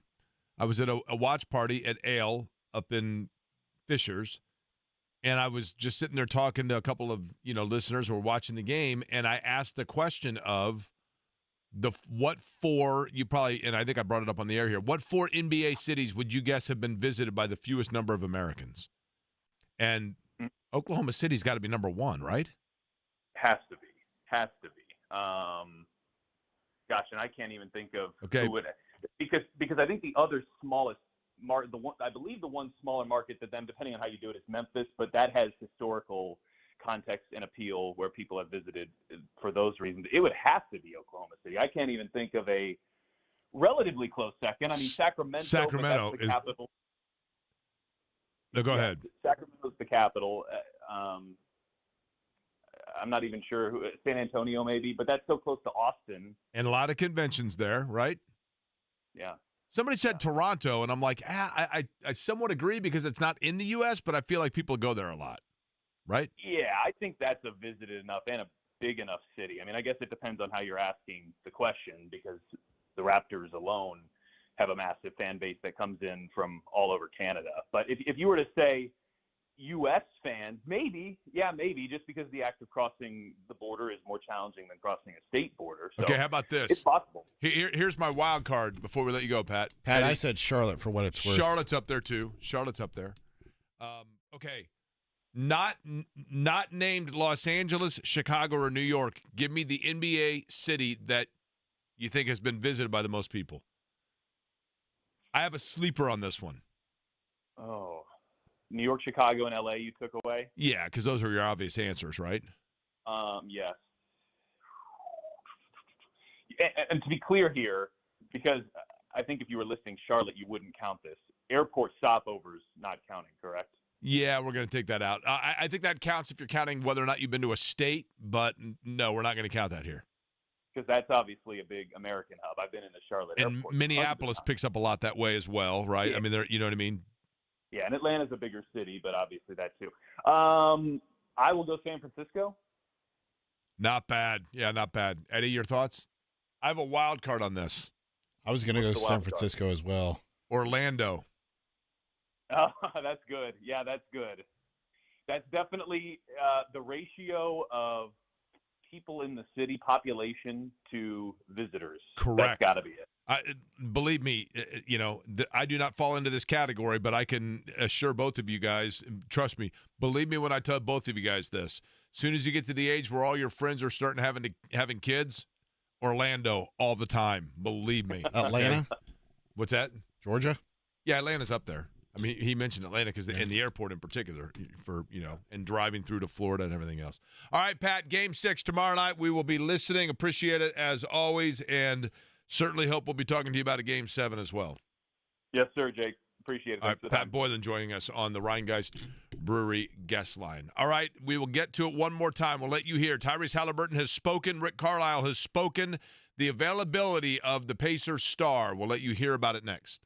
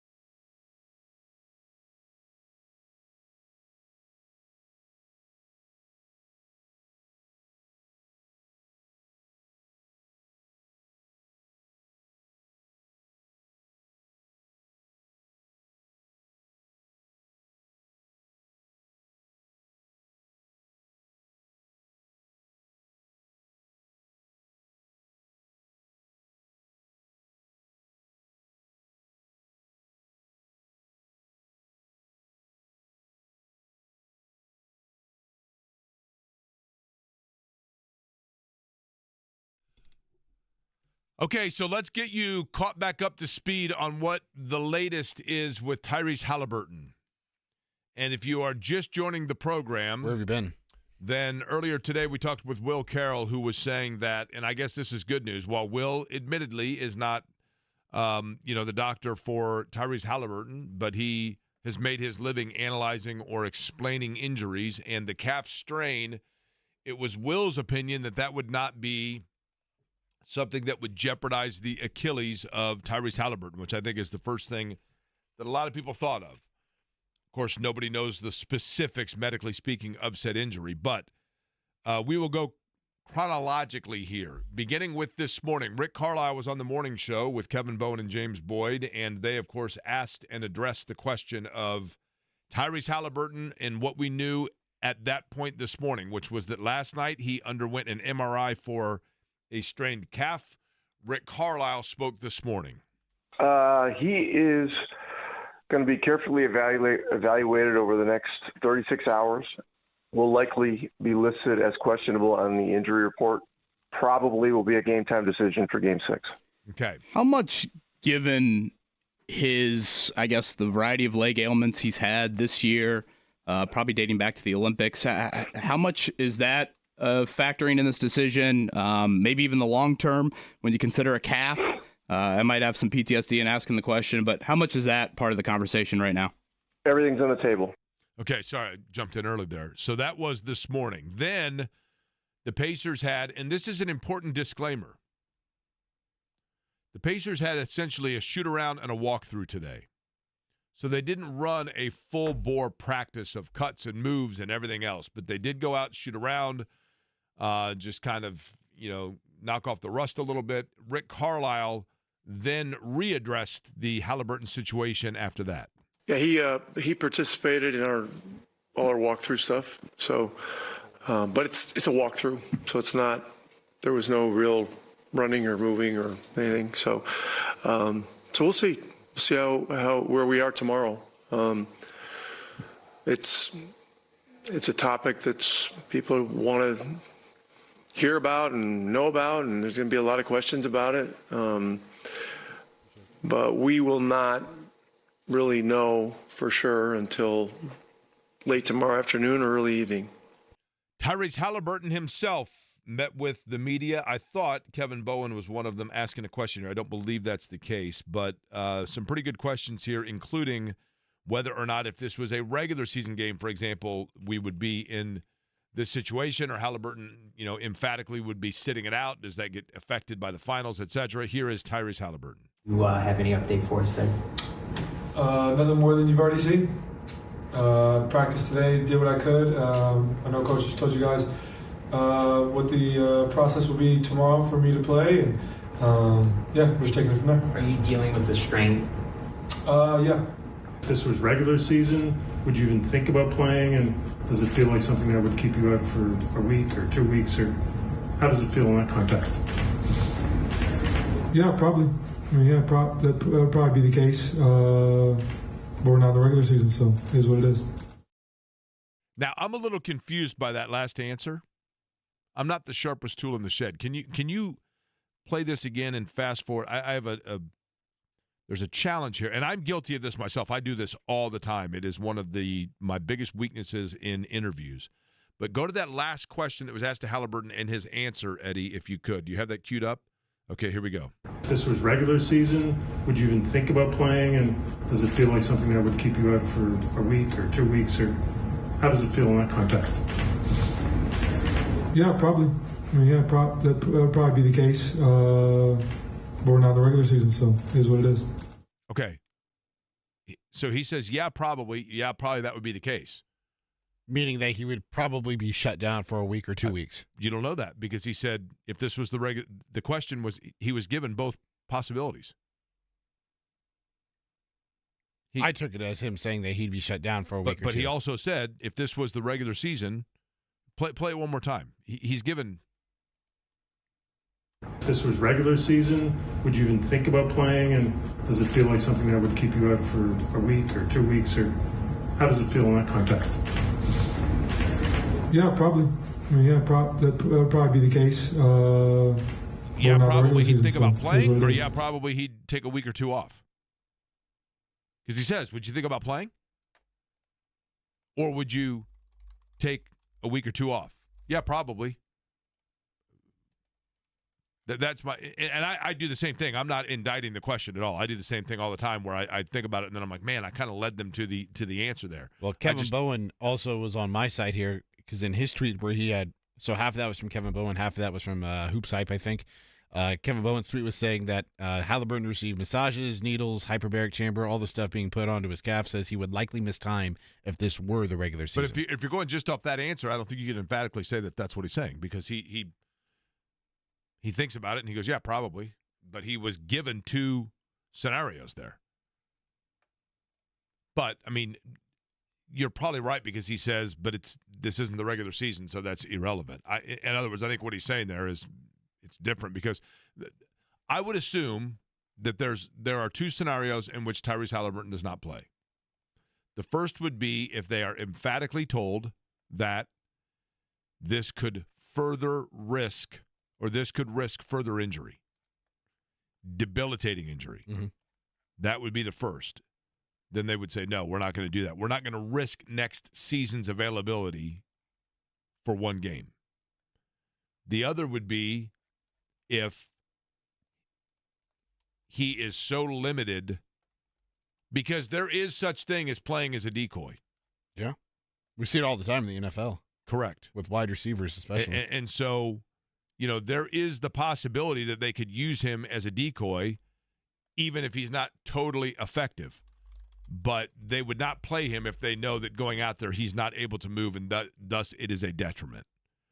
He has elite-level players have viability and value just by being on the floor, even if they're not doing anything. But the difference between an elite player and an average player is if an average player isn't doing anything, eventually the defense just lets them, fine. We're going now, we're guarding 5-on-4, fine. But elite players, just by being on the floor of their presence, you've got to pay attention to where they are because you never know when all of a sudden they can capture that lightning. And Haliburton is a guy that you have to respect that. Like, to further your point, Jake, Lou Dort was still picking him up pretty much full court and Correct. Was inside of his jersey, even though everyone in the building knew that he was not 100%. Correct. By the way, I'm supposed to golf at 4. Is that a bad idea today? There is currently a tornado watch in effect, so I would be cautious, Jake. You don't think walking around holding metal things in the air, swinging them around is a good idea during a tornado watch? It's a watch, not a warning. Major Okay. difference there. That's fair. Wednesdays are golf days, 4 o'clock. These guys are hell-bent on us playing, and I'm like, So okay. You got to get all your practice in before August 7th, right? That is correct. Thank you for mentioning that because August 7th, of course, we're going to be at the Legends Golf Course. August the 7th for the golf outing for the Fan. That's a Thursday. Tee time at 10 o'clock in the morning at the beautiful Legends Golf Club. I'll be there. Kevin will be there. J&V will be there. I used to never even know how to swing a golf club. It's only been a year since I've been doing so you're not going to see, Jack Nicklaus here, no Tiger Woods here. Kevin Bowen's very, very good. I am not. But I do have fun with it. This is all to benefit Franciscan Foundation. I think everybody knows that Franciscan's been a great partner, in particular on this show and with this radio station, and helping out throughout the community is the idea here, but also for you to come out, hang out, the camaraderie, have some fun, get your clubs ready, and join us. It's going to be a memorable event. Thursday, August the 7th, 10 o'clock in the morning at the Legends Golf Club. All of the information available at 1075thefan.com.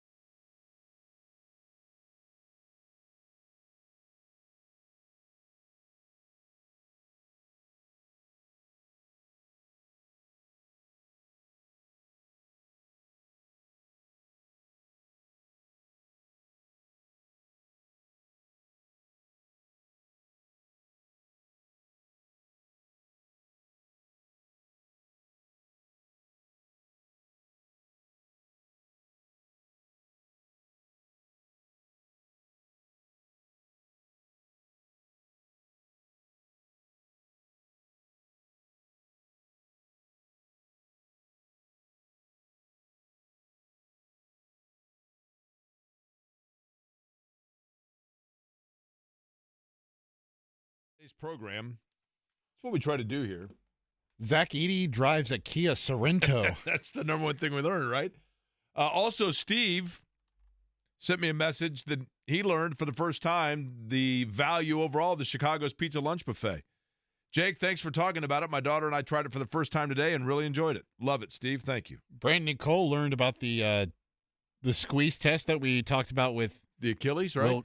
Will Carroll. That'll be available. I think is my Achilles detached because I was trying to do that and my foot didn't move. So I don't know. Do I have a problem here? You've got problems as it is.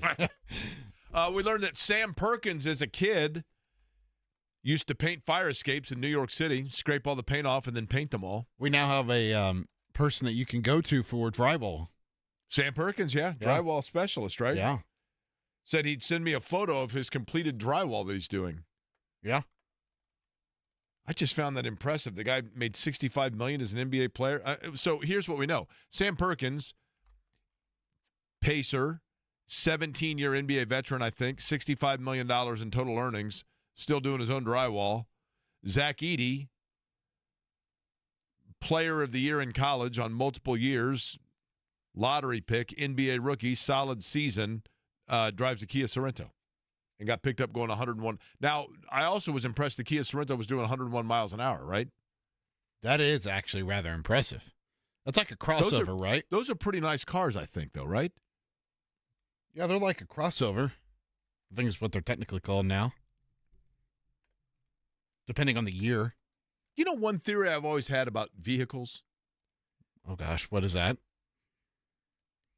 Wouldn't it be smart, and I'm sure they do this, wouldn't it behoove, give me a car, a Kia Sorento, I'll just use that one, okay? Wouldn't it be smart of them to just, even if you sacrifice the cost, I mean, I guess there's got to be some, they would know the margins here on this, but to give sizable, massive discount, I'm sure they do, obviously, but to just load up the rental car places with your particular car?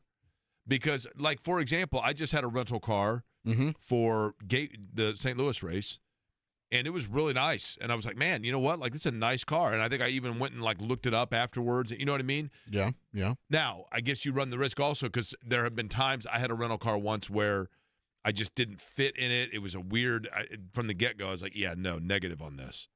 Negative Ghost Rider? Negative Ghost Rider indeed. But it seems like those are the perfect, trials for people. John has arrived, and he is wearing, it looks like Sam Perkins, North Carolina shorts. Jesse is a friend. Oh, yeah. How was it last night? Oh, Rick Springfield's my hero. You were at He's my Fisher's hero. Event Center, right? Yes. And that's a great venue, isn't it? Yeah, he is 75 years old and cut. There's no way I'm ever going back to eating the way I once did. He's my hero. Because he's still swinging it, too. And That's he's kind of surly, too, right? Huh? I don't know if he was for that, but he's just kind of off. He's a little bit off the wall. It's funny. Yeah. He mentioned Linda Blair. She's very fond of animals, much like you are, and has an organization that he was helping benefit with a listener up on stage. But he had dated Linda Blair in the 70s, late 70s, at the height of her fame. And I remember she was in studio with me once because she was at a haunted house here and had explained how their relationship went completely haywire. And then I had him on once when I was at NDE. He had her head spinning? Is that what you're saying? Yes, exactly. But they're friends now, I guess. But she was in town last weekend for Days of the Dead over on the east side at the Marriott. She was the headliner there. But this is the best part of it. He was on Californication. You remember that show on Showtime back in the day? Yes. Just a great role. It was he being himself, which was just awesome. Linda Blair, true story. Yeah. I don't know if Terry Stacy would remember this or not. She came on the morning when I was in for like 7 weeks. I did the morning show on WIBC many, many moons ago, my first stint here. And Linda Blair was in town for something and came in studio and had gotten bad food the night before. And I kid you not, Linda Blair from The Exorcist, right? Yeah. Got sick, threw up. Really? Oh, threw up. That's pretty awesome. Did you take pictures of it? It wasn't green pea soup, but it was pretty darn close. Reprising her role. She was smoked. Did you ever see Chained to Heat? No. Oh, man. That's obviously, women in prison Spanktra vision spectacular right Rick there. Springfield probably did pretty well for himself, right? Let me tell you, Linda Blair and Sybil, you had me at Linda Blair and Sybil Danning as the stars.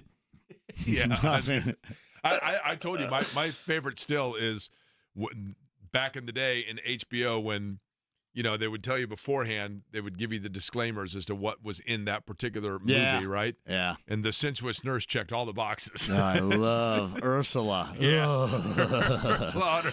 I may have to excuse myself for 35 seconds in a second. That checked all the boxes. And we're not talking about for a sports arousel, John, are we? No, we're not, Eddie. We're not. What's on the big program, John? We're going to talk about, obviously, what took place last night, I guess. With I'm kind of entertained, I think, when things get physical like that. I don't know. Yeah. And why shouldn't I be entertained? I was entertained last night a little bit, especially when Sophie Cunningham got a little payback. Sweet. Somebody told me. A little bit of payback. Somebody sent me a thing that was pretty good that said, Caitlin Clark, it's kind of like Haliburton, except for that she has a much more attractive enforcer that backs her up than James Johnson. I thought that part was awesome. Then obviously what's going to happen when Haliburton plays tomorrow night, and then we'll see what happens after that. I do think he's probably going to play, too. right? But they're going to keep that at bay, right? Yeah. It's in their best interest, too. All right, John's up next. All right, guys. Thanks again, Will Carroll, Sam Perkins, Pat Boylan. We'll be back with you at noon tomorrow. I thank you for listening to Query & Company.